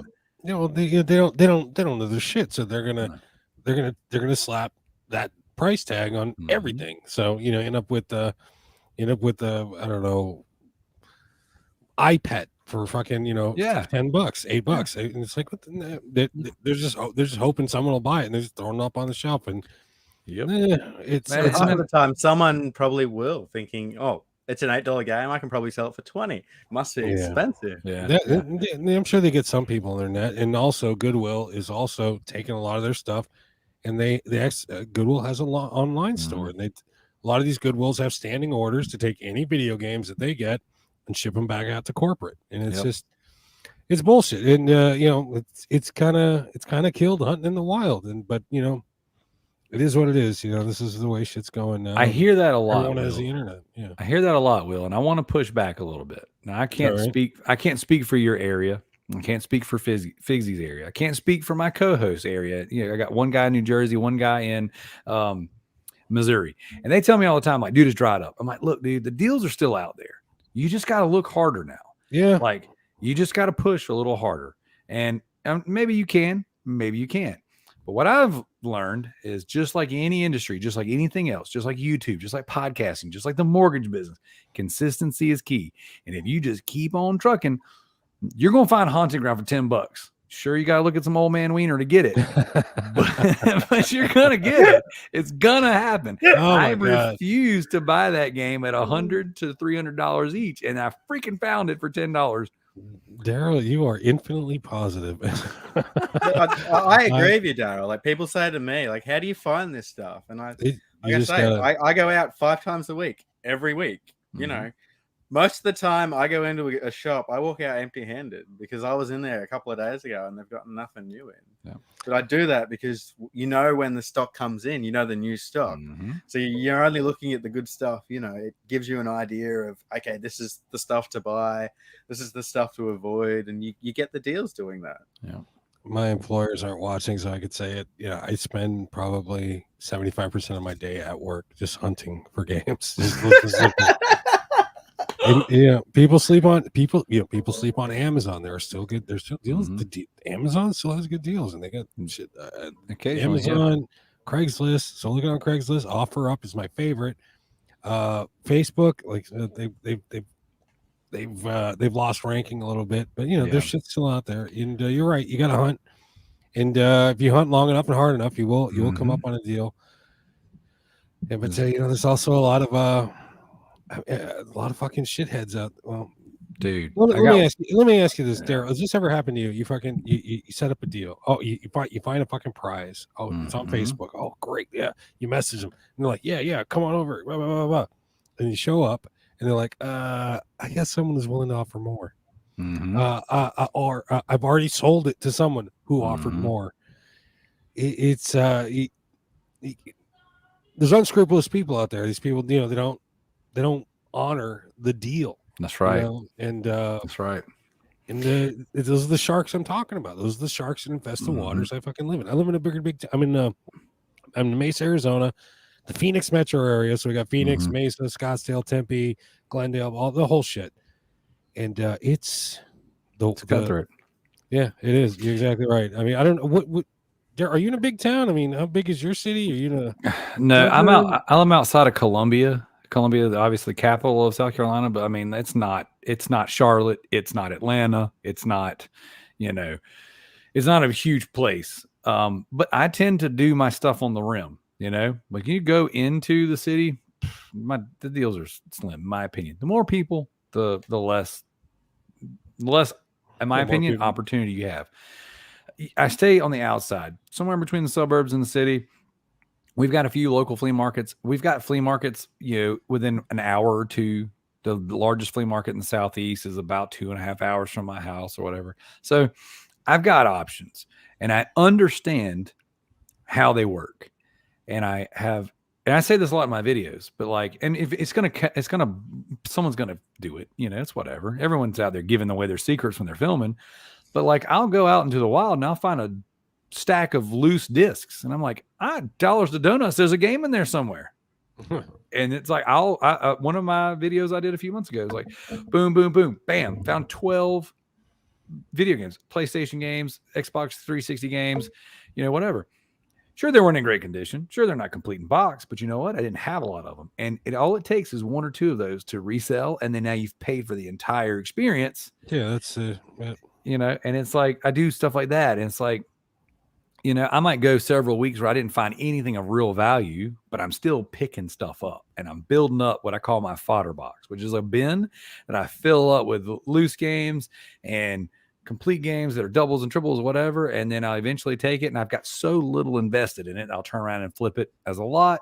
I'll trade it into a game store I'll turn around and take some of the Vita stuff. It's like they're sitting on a shelf in a game store and they want $25-$30 a game for it. Vita is not cheap. Your cheapest game is going to maybe $15. If you can find a $10 game, you did good for a shovelware title. For something or something. Right. So for me, Vita is kind of like, that's the grail. That's what I'm always after. I always say whenever I'm with my kids, because we do all this stuff together, it's like, hey, what are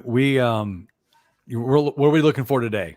We're looking for Vita. We're looking for PSP. We're looking for PS3, and the kids will name out whatever crap they're looking for. So for me, it's like, I'll build, even if I don't buy Vita today, I'm building towards my next one, because I'm going to continue to fill my box. And when I take it into the stores, they're like, what are you looking to get for this? Because we know what you have. I'm like, oh, I don't want your money. Vita stuff. I want your Vita stuff.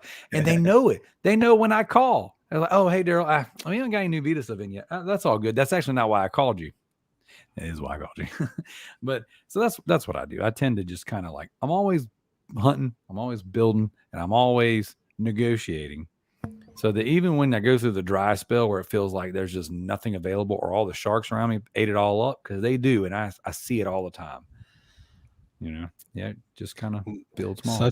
Such is the life of a filthy reseller. It is. It's the worst. It's the worst. It was that quote in Batman: "You either die a hero or live long enough to see yourself become the villain." Yeah. Well, I think we're very similar, Darrell. Just this week, I was in a Vinnie's, which is like a Goodwill, and I picked up Wii Sports for $3. I wouldn't usually grab it for $3, but I noticed it was really heavy. I had a look inside, and there was 4 discs inside. I'm like, I didn't even look at them. I'm like, if it's 4 copies of Wii Sports, that's a win. I got home, and there was 2 Wii Sports Resort, and there was the Wii Sports Resort Wii Sports double pack. That goes for like $50 for the discs. So, these 4 discs are going to pay for future purchases, which is awesome. Or pay a bill. There you go. And see. And that's the way I look at it. And even if I bought 6 games off a lady this past weekend, yesterday morning. It feels like it's been a week. I bought 6 games off of her. And the thing is this, she's cut me some deals in the past. She doesn't really have a lot of games. And the ones she had were all sports games. I was like, what do you do for the stack? She gets $6. I was like, $6, 6 games, whatever. I owned all of them. They're all just going to sit in that box. Every now and again, I'll pop it open, just like you said, and she'll have 1 or 2 in there that you didn't realize it. Hey, that is what it is. And this time it didn't happen, but I was like, you know what? Those 6 are going to sit in that bin. And when that bin's full, that bin weighs more in trade than it does in actual value. And, but I do love whenever you go pick something up that you're like, I wouldn't normally buy that, but there's something else in it. Those are the best. You're throwing me to another store I had this week. There's another shop I go to, and every video game they sell for $8 each. Doesn't matter what the game is. So you can imagine their stock is all $1 games, all $8 each. So I rarely look at them. But this week I was in there and they had The Suffering on PS2. I'm like, oh, that's a $30 game, $8 price tag. It's like, sweet. This is why I'm going to keep looking at That's right. That's right. Hey guys, on this podcast, we like to run a few different segments. One of those segments is memes with Will. So let's get into some meme time, guys. Oh, did you have the graphic? Oh, look at that. There's a new graphic. That is amazing. We got the music. I think we do. Oh. It's meme time. It's meme time. That's not the music, dude. That's the other one. You didn't send me it, so. That DK oldie shirt is gold. Yeah, that's not me, dude. That's Joey with my head slapped on top. You need what you need to do, guys. Merch idea. You get the DK Oldies font, DK Oldies everything, but the PlayStation Collectors Podcast. PCP. I'm on it. All right, I'm a little blind, so I'm gonna get real close to the camera. Don't get excited, guys. When your game is loading, when your game is loading, and you see your reflection in the TV, 100%. Okay, there's one. That's so funny. I seen a meme the other day, and this guy was playing like an action game, and he's like, "I'm the baddest character ever," and then it flashed to a scream of him like in his underpants, just big fat guy. That was amazing. This one's fun. Hey Harry, did you hear about the Harry Potter get? I'm a grown ass man, Pete. Why the fuck would I care? Yeah, there you go. I'm gonna piss on everybody's little Harry Potter. You got this game, didn't you, Figsy? It's one of the best RPGs I've ever played. I'm 35 hours in. I hear it's Absolutely great. fantastic. I hear it's great. If you're an RPG fan, pick it up. I cannot say anymore. This one's gonna hit home with a couple of people. In fact, our last guest, a couple shows back, Sean Powers. I bought a new sealed game. You're keeping it sealed, right? Yeah, you're keeping it sealed, right? Dude, I had a trade deal set up with a guy in one of the PlayStation or PSP and PS Vita collector groups. Yeah. And he was like, he had like showed off like 8 or 9 loose Vita cartridges, Metal Gear Solid, Need for Speed. I already had everything. But I'm like, hey, doubles and triples, quadruples, sure. And so I was like, hey, man, are you interested in sealed games? Because I've got, I don't know, about 75-ish sealed games. Some of them I already have the complete and box copy. I got the sealed versions, and I got them for very, very cheap. And I know that some people like them. And we had set up a trade deal, and then he was like, I like to play my games. I'm actually not really interested in your sealed stuff anymore. I'm like, get the fuck out of here. Thanks for wasting my time. I got a lot of sealed stuff. I'm this if you, I don't know if you're you've heard Darrell, but supposedly posting up your PS5 vertically is can be hazardous to its health. So there you go. Them arguing if a PS5 should be placed vertically or horizontally, me an intellectual. That's gonna kill it. That's just a dickhead who didn't have room for it.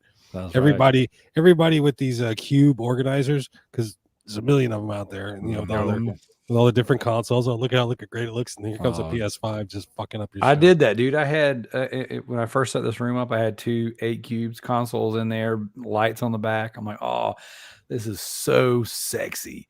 PS5 comes in, and I can't put it on top because it blocks the view of the TV too. So I'm like, well, I got rid of them completely. I got 2 different types of shelves in there. I've hidden mine behind the monitors because we got to put it somewhere. Yeah. The game graders and resellers. Affordable game collecting hobby. Why would DK Oldies do this? So funny. DK Oldies is killing video game collecting. Dude, they are so funny because I kept seeing advertisements for them. I'm like, who's DK Oldies? They're probably just an overpriced reseller. No big deal. And then I started seeing these YouTube videos pop up. I bought a $320 refurbished PS1 from DK Oldies. Did I get ripped off? I'm just like, what? And then just seeing these videos popping up over and over and over, people paying $300 and $400. It's low hanging fruit. It's low hanging YouTube fruit, dude. Make beautiful. Yourself a DK Oldies video. Both you guys should make one. The DK Oldies are digging the barrel. They're like replying to these videos, like saying how they were in the right. It's so bad. That's a really good idea. I didn't even consider doing one myself.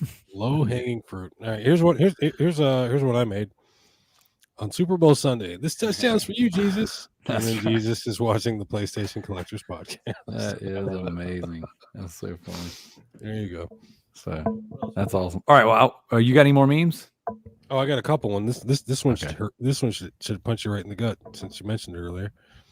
The Oh, swear yeah. jar and the telling people about variants when I wasn't asked jar. I saw that earlier. That's so funny. It's so funny because that hits twice. Because as a comic book collector who's kind of gotten away from comic books, dude, those variants. Oh my gosh. All right, one more, and then we'll call it a night on this.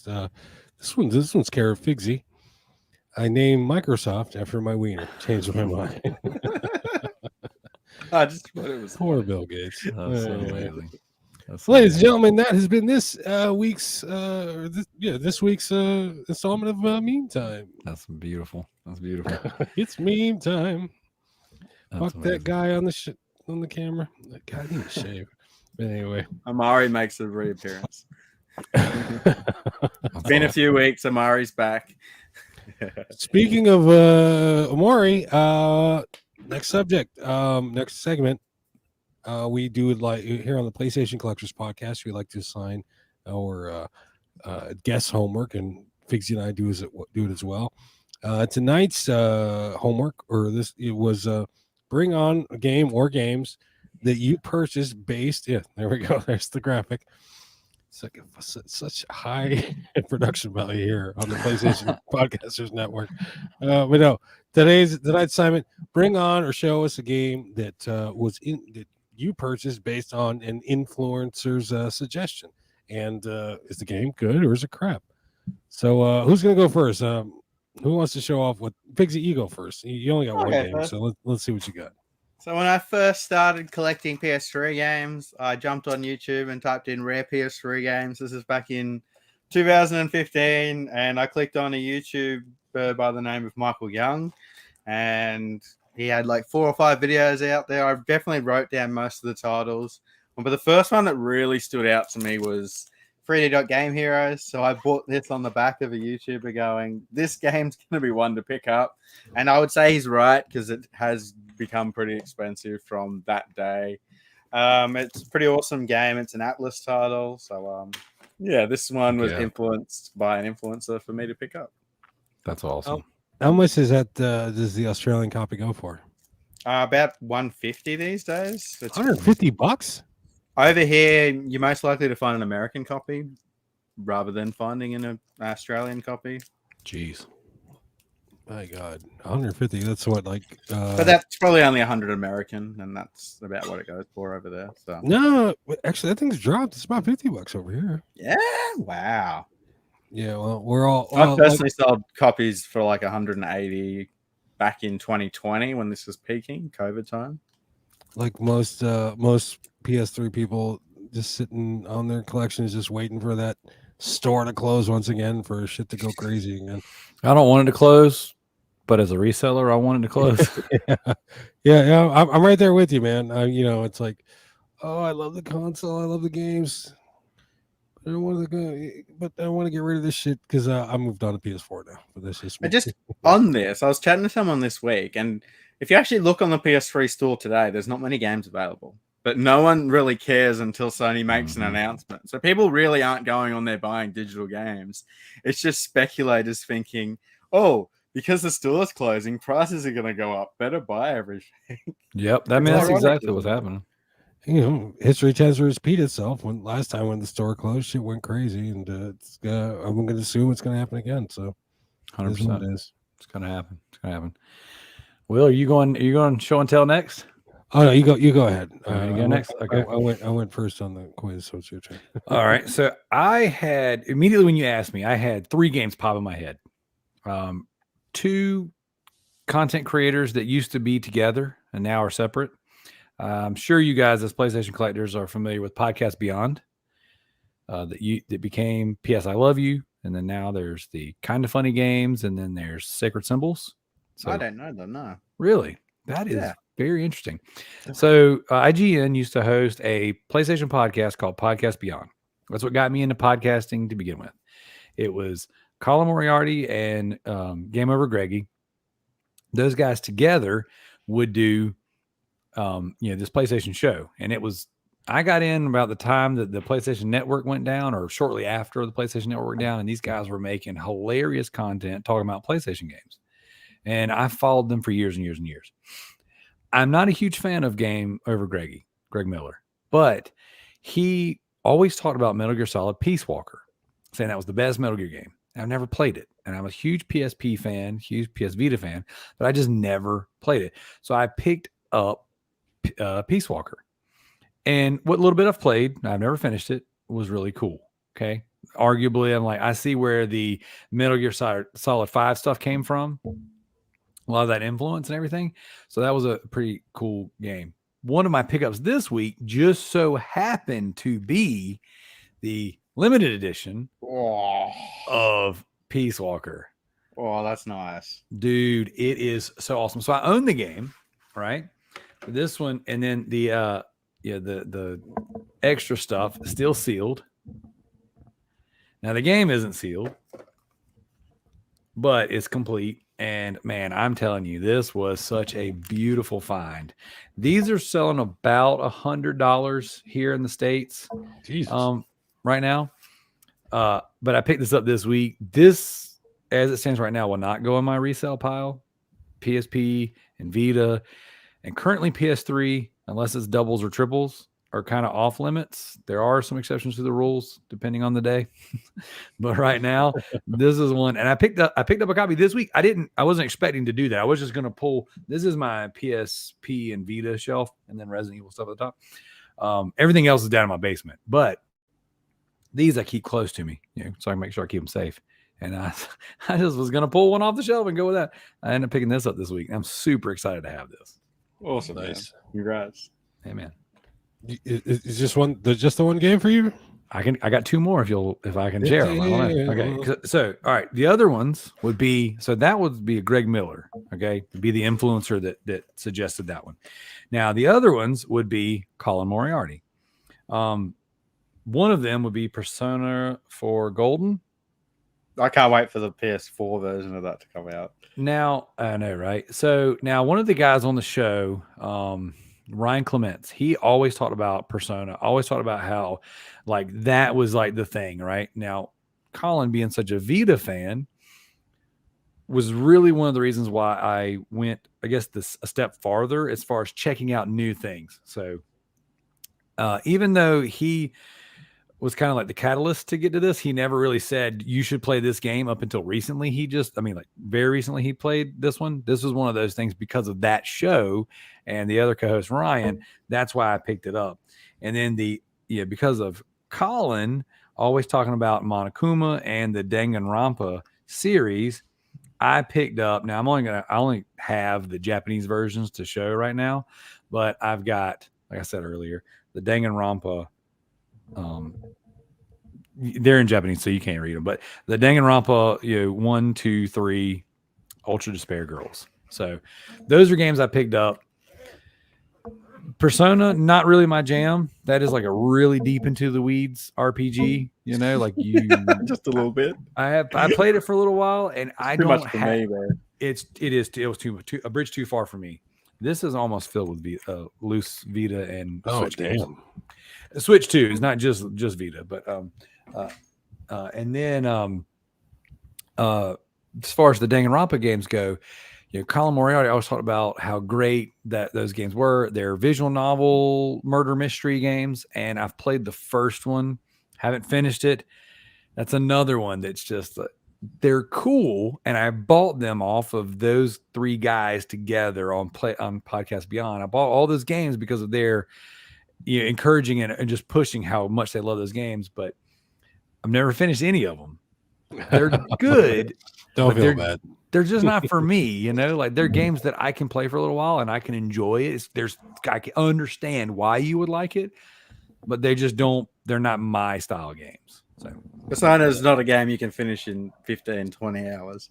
Yeah. Or 15, 20 minutes. I like those games.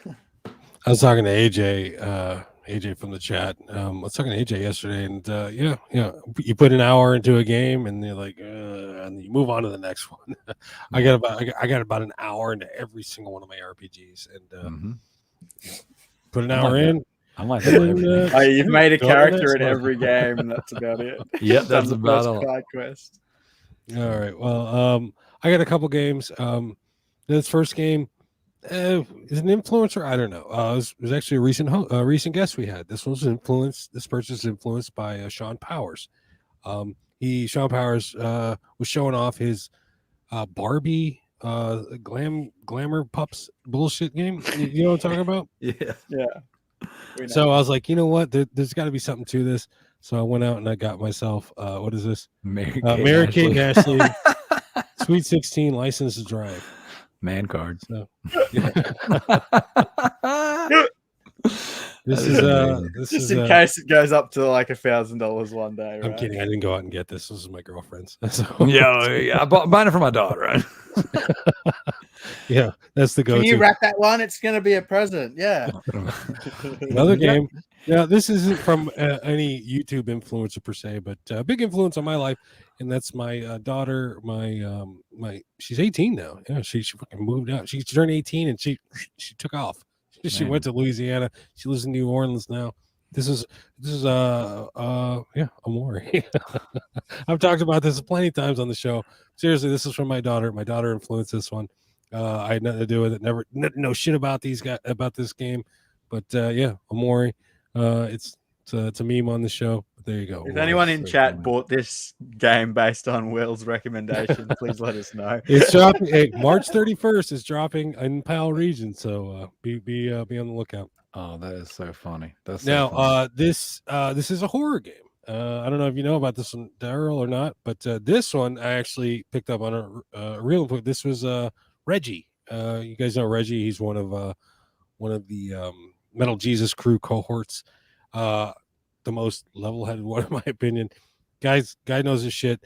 I bought this Tormented Souls. Have you played this, Darrell? I have played a little bit of it, and I own 2 copies of it. I think I have the PS. Well, okay, 3 copies. I have the PS4, PS5, and the digital copy. Oh shit! There you go. Well, anyway, the Tormented Souls. Yeah, this right there, PS5 upgrade available. It's right there on the cover. Oh my God. I said I have 6 copies of Amari due to Will. Dude, that is a straight lie. It's not. He brought him on the show, remember? Oh my gosh. Okay.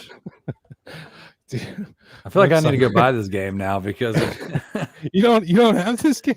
No, I don't. But it sounds like I need to get it because you're going to be the guy that drives the price of this game through the roof. I've been trying to, but it's not working. Goddamn, it's been stuck at $30 since I fucking picked it up. But oh my god. Anyway, but no, this game, it's supposed to be. I dropped it. This is supposed to be. He's got to buy another copy now. This is it's a I would say it's an homage to the Resident Evil type games. Yes. You know, it's fun.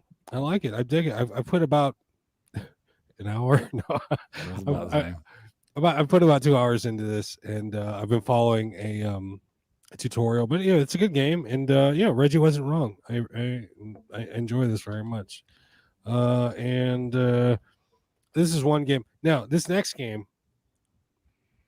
it's actually a reverse game because I got this game. I was after this game. I found this game. I grabbed it, and then I saw Figsy threw it on his channel. So I'm pretty sure Figsy has a camera in my home somewhere, and that's his kill, lock, kill. If you it's what's Muso? Yeah, is that the term? Yeah, it's like a Dynasty Warrior style game. Yeah, you versus a million motherfuckers and just fucking them up. This is a reverse influencer game because I got this before Figsy, and then he featured it on his channel, and I was like, that motherfucker, he's been spying on me. So there you go. I never remember seeing it before I bought it. I just remember seeing it going, I've never seen this before, and it's cheap. It ticks all my boxes. I passed on that. I think I had someone in the local trying to sell it for $20 or $30, and I was just like, maybe I'll pick it up someday. It's a weird anime. It's a weird video game. It's basically fashion based. So imagine a bunch of fucking fashionistas fighting each other over, and instead of I don't know, instead of mecha fucking armor and shit, you got fucking this shit's more fashionable. It's gonna fucking beat the shit out of your fucking shit. So there you go. I got my Louis Vuitton attack. Yeah, yeah, my Louis Vuitton fucking outdoes your I don't know whatever. I don't know anything about fashion, but anyway, there you go. So yeah, those are my games. That's awesome. That's super cool. So it's funny. Someone had posted a picture in one of the groups earlier of Barbie and her sister's puppy rescue. That's my friend Jamie Parks. Oh my gosh, dude. So we did this bit on our show years ago. And what we used to do was we used to be associated with this website called provengamer.com. That's how we got picked up. Our third ever podcast that we ever released, we released on SoundCloud. The name of our show used to be Remember the Loot, as an homage to my band. And it was me and some old bandmates, and we would play video games and we would stream on this website, right? So they picked us up because I platinumed Hannah Montana, and I told everybody I got it from my daughter, and we platinumed it together, right? So the guy that owns the website heard that on a thing. He's like, dude, you guys want to like stream and do stuff with us for provengamer.com. I'm like, yeah, absolutely. This is great. Proven Gamer is a very small gaming website. You know, they basically own it so he could do his Trophy Horse podcast. Great There dude. he is. Yeah, good buddy of mine. His name's Mike Miller. We call him Tricky Mick. That's his gamer tag. Great guy. So we hooked up with Proven Gamer, and I started streaming and doing stuff for them. So we're like, all right, community, remember the Loot community. What do you want to see us play? And we put a poll out there, and it was like Teenage Mutant Ninja Turtles in Time, Golden Axe, Resident Evil. So I don't know, whatever. But I forgot to close the poll to where you couldn't add options. So the drummer of my band goes in there and he says Barbie and her sister's puppy rescue. And then everybody freaking jumped on there and voted for it. And so my other co-host at the time, his name was Frosty. His comedic timing is brilliant. He's so funny. But when he's not funny, he's not funny. Like it is a light switch. He's either hilarious or he's insufferable. That is the dynamic. And he was like, I'm not playing Barbie. I'm not playing Barbie. I'm like, dude, that'd be hilarious. He's like, well, we're not even gonna do that because Ninja Turtles is gonna win. And like, we don't even have Barbie. And I was like, okay, sure, whatever. I'm not arguing with you. We'll play Ninja Turtles. So all day long, right? We all work together at the same time too. So we're going to play Ninja Turtles, TMNT, Turtles in Time. That's what we're playing. Me and the other co-hosts, we go to GameStop, and I bought Barbie and her sister's puppy rescue. We hook everything up before he gets to the house because at the time we all came to the same place and we streamed from the same place. So we got the Super Nintendo sitting there. He brings in Nintendo's his TMNT. We're like, oh, dude, let's go. And we turn the screen on. We start streaming as Barbie. He's like, what is this? What is this? And we're dying. We're laughing. We're live on Twitch, on the Proven Gamer channel. We're going. He is freaking pissed, but he's trying really hard to keep it together. It gets even better. About that time, I get a phone call. One of our supervisors from the warehouse we worked at the time, this is before I became the boss of the warehouse, the operations manager. He goes on a date that day, gets kind of halfway, 3/4 of the way drunk, and the date goes south. So on the way home, he decides he's going to stop at my house. He calls me. He's like, hey, stupid, open your door. And he's, old enough to be our dad, bit of a drunk, freaking hilarious. So I'm like, hang tight, guys. I got to go. We're streaming. We got the lights on. We got the camera going. We got the game going, and the chat's interacting. It's like, dude, Frosty's playing Barbie and her sister's puppy rescue. And the only human being in the world that can bully this guy the way I can walks in the door. I let him in. He's drunk. And he's like, goes and he sits down in my chair. And I watch my co-host turn just like white as a ghost. He's like, dude, this guy is going to make fun of me the rest of my life at the shop. I'm a grown freaking man playing Barbie in front of other grown freaking men. And this dude just came in here and the stuff coming out of his mouth was not PC.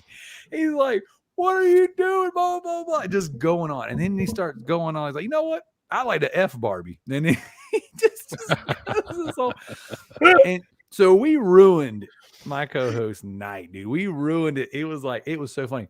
So that was a Friday night. That's when we used to stream on Friday nights. Monday morning, we're all sitting at the table, me and all the supervisors, the owners of the company. We're having our Monday morning production meeting. This dude stops the meeting. He goes, hey, I bet y'all didn't know I got drunk and went to Darrell's house. Now, okay, for the record, and I mentioned this before, I always try to be the good Christian boy. I am a believer, and I do try my best to behave. And none of these people had ever heard me swear. I haven't drank since I was a teenager. Like I'm pretty freaking boring. Okay. And this dude announces, I got drunk and went to Darrell's house. You know what these guys were doing? They were playing a Barbie game on camera for a bunch of grown men. Like, and when you say it out loud, it sounds real questionable. And dude, I was like just beat red embarrassed. I'm like, I feel like I can go with the flow and I can roll with the punches and I can laugh and cut a joke. And it's hard to get me. I was crawling to the table embarrassed. Man. I was like, yeah, we were doing that. And I have I can't explain to you people. We build weightlifting equipment for a living. We run a freaking fabrication warehouse. I can't explain to you guys what a video game even is, much less why we were playing Barbie games. Meanwhile, you're like, God, I wish we just played Teenage Mutant Ninja Turtles. The joke's on me because I had to sit in front of a production meeting. I mean, like, and just the judgment, guys, the amount of, like, our office manager, I love her to death. I love her family. She's so good to us. She looked at me like, how could you? It was awesome until it wasn't. Then it was just like, I mean, I would probably be better off naked right now. Like that would have been a lot easier to deal with, and my pants would have fallen down. Then it would have been to explain to these people in a professional setting why I'm playing Barbie. I don't know who was more embarrassed, you or Frosty. Well, at the time it was him until it was me. So at the end of the day, who got the last laugh? My drunk supervisor, who still brings it up from time to time. There's a meme that goes right with that. You know, it shows some guy he's buying a Barbie game or his Hannah Montana. I can't remember, but and the caption is, "Oh man," the cashier says, "Oh, your daughter's gonna love that." It's like, it was. Oh yeah, my daughter. Yeah, that's for my daughter. We had a good time. Say that. When I go and buy kids games, I just jokingly say it's for the kids. I don't have kids. Oh man! Here.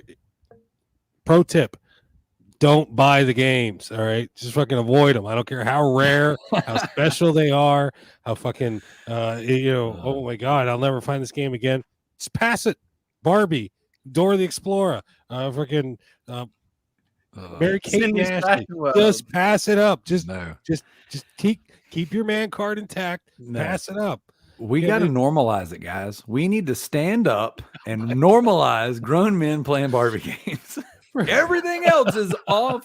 Everything else is normal now. Everything else. It up. What was weird 10 years ago, what was unacceptable 20 years ago, that is front and center. So by God, if I don't have a Spotify section that says grown men playing Barbie, if I don't have an HBO Max section that says grown men Barbie appreciation month, then I won't stop until we get it. Yeah, you'll relate to this. In the trophy collecting scene, especially like 5 years ago, there was a big stigma if you had the Hannah Montana platinum. Because it's known as the first like easy platinum. Mm-hmm. I'm sure you copped it a lot. I was there at that time, and that was the thing. So I got into trophy hunting around like 2012, 2013, I think, something like that. But I was a big achievement hunter. So whenever the Xbox 360 came out, my brother and I, we had like this competition all the time. We had like who could 100% their games. That was the thing. If you beat your game, you had bragging rights. Okay. We were all into the modded consoles. So modded PS2s, modded Xbox OGs. And then what we used to do is we would download all of it. We'd buy the really expensive 120 gig hard drive because that was huge back then. We would modify our consoles. We'd put in the mod chips. We'd do all that crap. And then we would download our games to the console. All right. And then we would go to Blockbuster. We had every one of us, me and all my friends and my brother, all of us, we had the Blockbuster Flip It Pass. I don't know if you guys have ever heard of that, but basically you paid one price for the month. So we'll say $20. And then you could go check out 2 games from Blockbuster and you could swap those out as much as you wanted all month long. Basically the game fly. Yeah. Right. So what we did was we would all go to my buddy's house. Everyone would go in at the same time. We'd go in a Blockbuster and we would all pick out everything that just came out. We would go down the PS2 aisle, the Xbox aisle, everything. We would go back to his house and we would put the disc in. We would let them burn to our hard drives, which took 30, 45 minutes a piece. Swap them out. Go drop them off, and we'd spend the rest of the night gaming. Everyone owns every game now. I love it. Yeah, it was awesome. The video So- shop would be like, "Why are you swapping games so quickly?" Oh, dude, they were in on it because so what happened was they would say, whenever Playboy came out on the Xbox, they set it on the counter. When Need for Speed Underground 2 came out, they put it under the counter. Whenever Halo 2, I can't remember. Maybe that was one of the first ones we did. We used XB Connect to do the modified maps, all that stuff. We were real deep into the weeds. When Raw 2 came out on the OG Xbox, right? There's Raw and there's Raw 2. Amazing actual wrestling campaign, right? When those things came out, these guys would call us. They'd say, "Hey, man, we got it for you. It's under the counter whenever you get there." We modded their consoles too, so they were all in on it. So we had our crew. We'd get those games. We'd burn them to our consoles. We'd play them. And if you didn't like them, you deleted it. You go get another game. We had everything. This was way before you could just, internet in the South has never been the best, So like, we're rocking 512s. When my buddy was the first one of us to ever get like cable internet. We all had dial-up bullcrap. Anyways, so you had to go get the physical disc. Plus, it was fun. So what we would do in our modded consoles is you could change the title, right? So whenever I beat Black on PlayStation 2 or whatever, I would go in and change it and I put an asterisk beside it. So we would have all of our CRTs set up and we're scrolling down, and every time you modified the name, put the asterisk, that meant you beat it all. That was our platinum trophy back then. That's when cool. the Xbox 360 came out, that changed everything because we didn't mod nothing anymore. I was like, no, we're going legit because we got to be able to connect to Xbox Live and get our achievements. Then, dude, we were savage. We were if you could get it in under 8 hours, let's go get it. We would play everything to get all the achievements. And then when PlayStation launched trophy support, it was like, dude, this is the best of both worlds. This is insane. The platinum trophy was the icing on the cake. It was like, you did it all. I haven't changed that much. So you remember back then, Xbox, platinum trophy was time actually out. hard though. It's not anymore.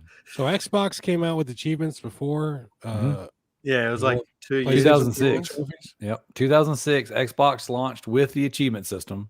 I think Hexic or Hex something, whatever, was the first one that had it. And then you had in 2008, 2009 is when PlayStation did the trophy patch. Oh, they're late to the game. Shit. They were. And they didn't patch out all the games. So games like SmackDown vs. Raw 2007, I believe, doesn't have trophies, but it's got achievements. Scrolls 4, Oblivion. Right. Legendary. I think Clive Barker's Jericho doesn't have trophies either. Stranglehold, Lair, yeah, stuff like that. There's a lot of games. Was it that big of a? You think that was that helped Xbox in any way? You think that was a? I mean, I think it would have. Yeah, it took me. I mean, I went Xbox 360 was my main console until 2012 because of achievements. I mean, I had a profile at the time with like 20,000 achievement points, which was a lot. Back then, before all these spam games and these sub 8-hour games came out. And then now my current profile, it's like 130,000. I ended up losing one and started another. But then with the trophies and stuff, I think I'm sitting at like, this doesn't mean anything anymore because the game has changed so much, but I'm at like 380 platinums or something like that. So, God damn. Well, I used to follow it quite a lot, Darrell, especially with Hakum, the guy who was number one for like 10 years. But it's different now. Like, there's so many 5-minute platinums out there that it just doesn't really mean what it used to mean. Yeah. Even buying an average game, like the new Harry Potter game, it's an easy platinum. I remember buying a game back in the day, and platinums were hard. Like didn't just get the platinum. You had to go and do not just basic stuff. You had to go and do weird shit that you didn't just do. And that was the thing. Like that was always my case too. It was like, dude, the reason why trophies and achievements are the best is because it challenges you to play the games different. Now, sometimes they suck. Whenever you lock your platinum behind getting a bunch of multiplayer trophies, and I didn't buy the game and the servers closed down. Now I'm locked out of getting like Homefront. The Xbox 360 PS3 game. I freaking love that game. But I got involved after the servers closed. I didn't know that game was as good as it was. When I played it, I'm like, well, I can't get the platinum now, So there's so many games like that. Not just that, there's games out there that have glitch trophies and the developer never patched it. Like Godzilla on Farming PS4. Simulator something, I don't know, one of them. But I didn't realize Godzilla was like that too. Yeah. Pro tip. Hentai versus Evil is a 30-minute platinum. That's what I heard. And I didn't they just change the name of that? Didn't they? Or did they reskin it and put it out again with a different name? I got it physical because I'm a collector. He's And one of shit, those you know what I'm guys. saying? Yeah, it's for my kid. It's for my kid. Oh no, not that one. Not that one. No, Hentai versus Now, Evil. never that's look good. at my trophy list. You would cringe because I've got almost 1,000 games played, and most of them are at like 1-2%. Oh, dude, Oh, gee. I'm just as bad. So for me right now, I've got 1,154 games played on my main account. I do have an alternate account that sometimes I'll go back and if like the Order 1886, I freaking love that game. I started an alternate account and went and platinumed it again just because I enjoyed it. Same thing for like some of the Resident Evils. I'll just go do it again. I've got my completion is 48.90%. I've got 20. That's crazy to me. Mine's like 5%. Dude, I'm terrible, man. And the only reason mine's as high as it is because of the spam games, the sub couple hour games. I've done a few of the really short ones. Sometimes they were for fun, sometimes they were for competitions. Because some of the people that listen to our podcast, like we've got some of the biggest trophy hunters in the community that listen to our show. They interact with us, they're in our groups, they do stuff with us. So for some of them, we'll do like these trophy competitions, and it'll be, get X amount of this, do X amount of that. And it's like, man, sometimes the best way to achieve that goal or hit that tier is to knock out some of these spam games. Originally, I started doing the spam and the Hannah Montanas and all that stuff because it was funny. And if I did that, then I got on the podcast. I was like, bro, I just platinum Hannah Montana. Oh, you're playing Dark Souls? Cool story. It's like I just platinum Green Lantern and Megamind. And it was Megamind. Yeah, Fuck you, dude. Megamind. I tried. I was going to do that for the easy platinum. I got 20 minutes in and went, I can't play this. I got that platinum. And that was the thing. But see, and now it's different now because it really, if you wanted 1,000 platinums right now, you could go spend $100 on the store, get the stacks, go to the Turkish store, get you some digital freaking Bitcoin set up. You can get your games for pennies.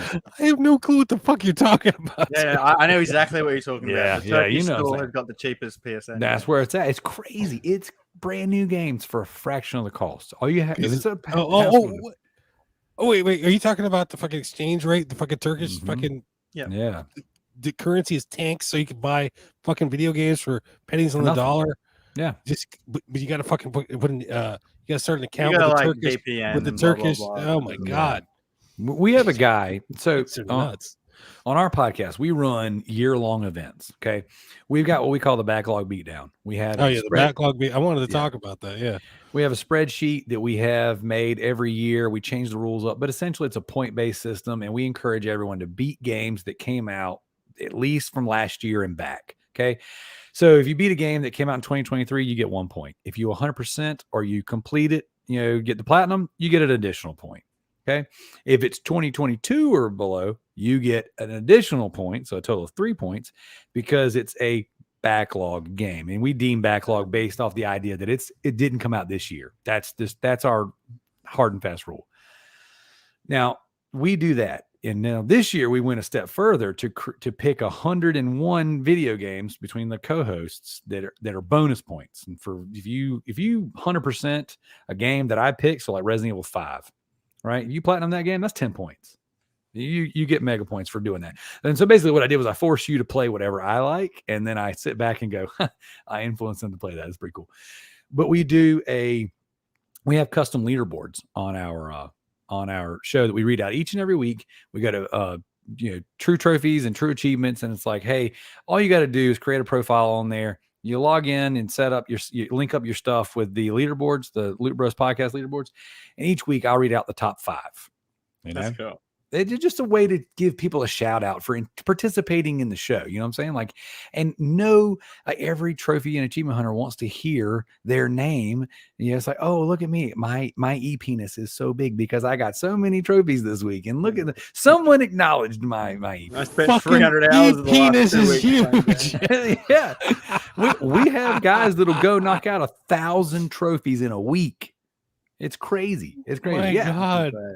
And then I think I've got like 15 platinums, but they're all like 100-hour plus games. There you go. So and that's cool. And so we do stuff like that. And so one of the guys in our group who's interacted with us, he's been a guest on the show. he said, hey, let's do a trophy rarity event. So now he runs another spreadsheet. He hosts the event. We just kind of, we're the vehicle. We just updates every week.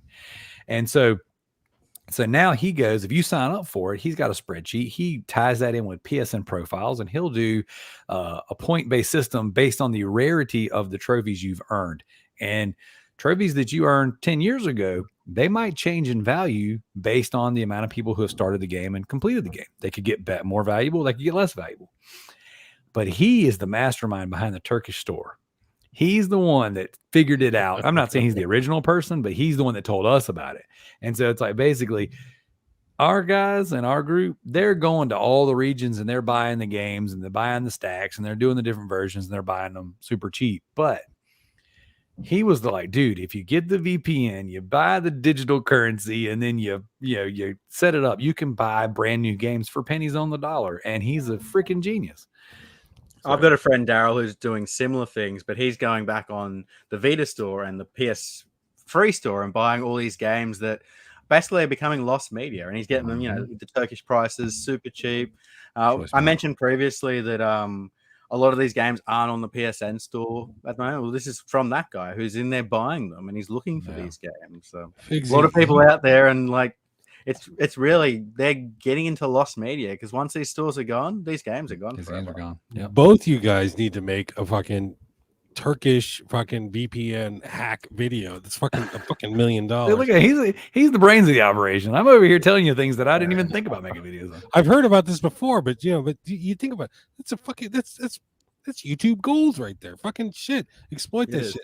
And buy $100 game for $15. By the way, Darrell, I'm stealing. What was it? E-penis? E-penis, I'm trademarking that shit. That's mine. It's not original to me. I just stole that. It is mine. Oh my gosh, that's fine. You totally have it. So it's so funny because we have guys in our group, man. I love our podcast community. It's not big. It's never been huge, right? But the people that we have they're so loyal, and we have so much fun. We do all this stuff together. I don't have very many, if any, real friends physically in my area. But I know, but I've got dudes that. I got dudes I talk to every day in New York, in Missouri, in New Jersey, in Australia, and the UK. As a matter of fact, the same guy doing the trophy rarity event, he was the one that told me about the Turkish store. He and his family flew into the States to go to Disney World and do all the theme parks and stuff. I said, bro, I'm going to drive my family 10 hours down there. We're going to meet up. We did. We met up in the Universal Studios. We did the Harry Potter Wizarding World together. Our families clicked together like we've been best friends our whole lives. Oh, that's so cool. Our sons, our daughters, our wives, everyone. It was, dude, you couldn't have wrote a better story. We all connected so well. It wasn't awkward at all. We never had the weird, like, oh, okay, do we hang out more or not? It was a blast.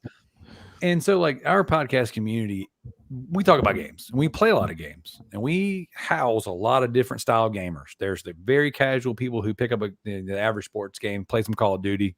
And then there's your hardcore, marketplace exploiters, your hardcore trophy hunters. Marketplace exploiters. Yeah, dude. And it's resellers. Absolutely. It's a blast, dude. And I got to say, it's a lot of fun. And you learn so much, man. You learn so. I had no idea that you could go into the Turkish store and buy Vita games, but you know what? You can, and that is how these guys are doing things. And it's like you go into the store right now, like this slim pickings on the Vita store, A, and B. There's no more discounts. Everything is what it is, and it's most of these games that I remember passing on for $2 and $3 a piece on the normal sale. They're $40, and that just is what it is. You want it, you better get it while you can, because if not, it's gone. I wonder if Sony's picking up on it and going, look at these sales out of Turkey. They're through the roof. Look at the like popping American sales at the moment. Yeah. The Turkish are fucking.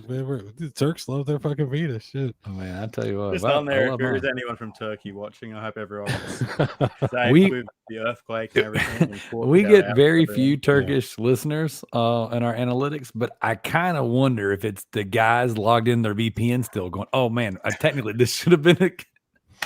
Oh, that's funny. Nothing but love out to Turkey and the people in Syria after the Syria as well. The earthquake. God bless. But anyway, ladies and gentlemen, I gotta go. So, 2 hours 15 minutes in, Darrell. It's been a blast. It hasn't felt like that long. Thanks No, it heaps really for coming on the show, and fucking guys, great if you're guest. watching, definitely check out Darrell's podcast. I will leave a link to it below. Heck yeah, man. Darrell, spit out your ats and where can we find you? Where can these guys 100%. find you at? So I am Resident Darrell on YouTube. That's where I do my game hunting and my reselling, stuff like that. It's a hodgepodge between collecting and finding things that are resellable. And I don't know where I'm going with it, if I'm being honest. The collector in me wants to buy games, find games, show you that I bought them for $1 or $2, and then keep them. But the hustler in me wants to sell them and to find other things. Now, I get a lot of write-ins right now, and I got a lot of people saying, hey, you should do other things in the wild than video games because you'd get a bigger audience. And that maybe, we'll see. I do a lot of stuff with my kids. So if the kids are into it, that's what we're going to do. We're doing YouTube right now because the kids are into it. I am in the band Ninja Loot. I wore one of our shirts tonight. Not by accident. I like to put it out there.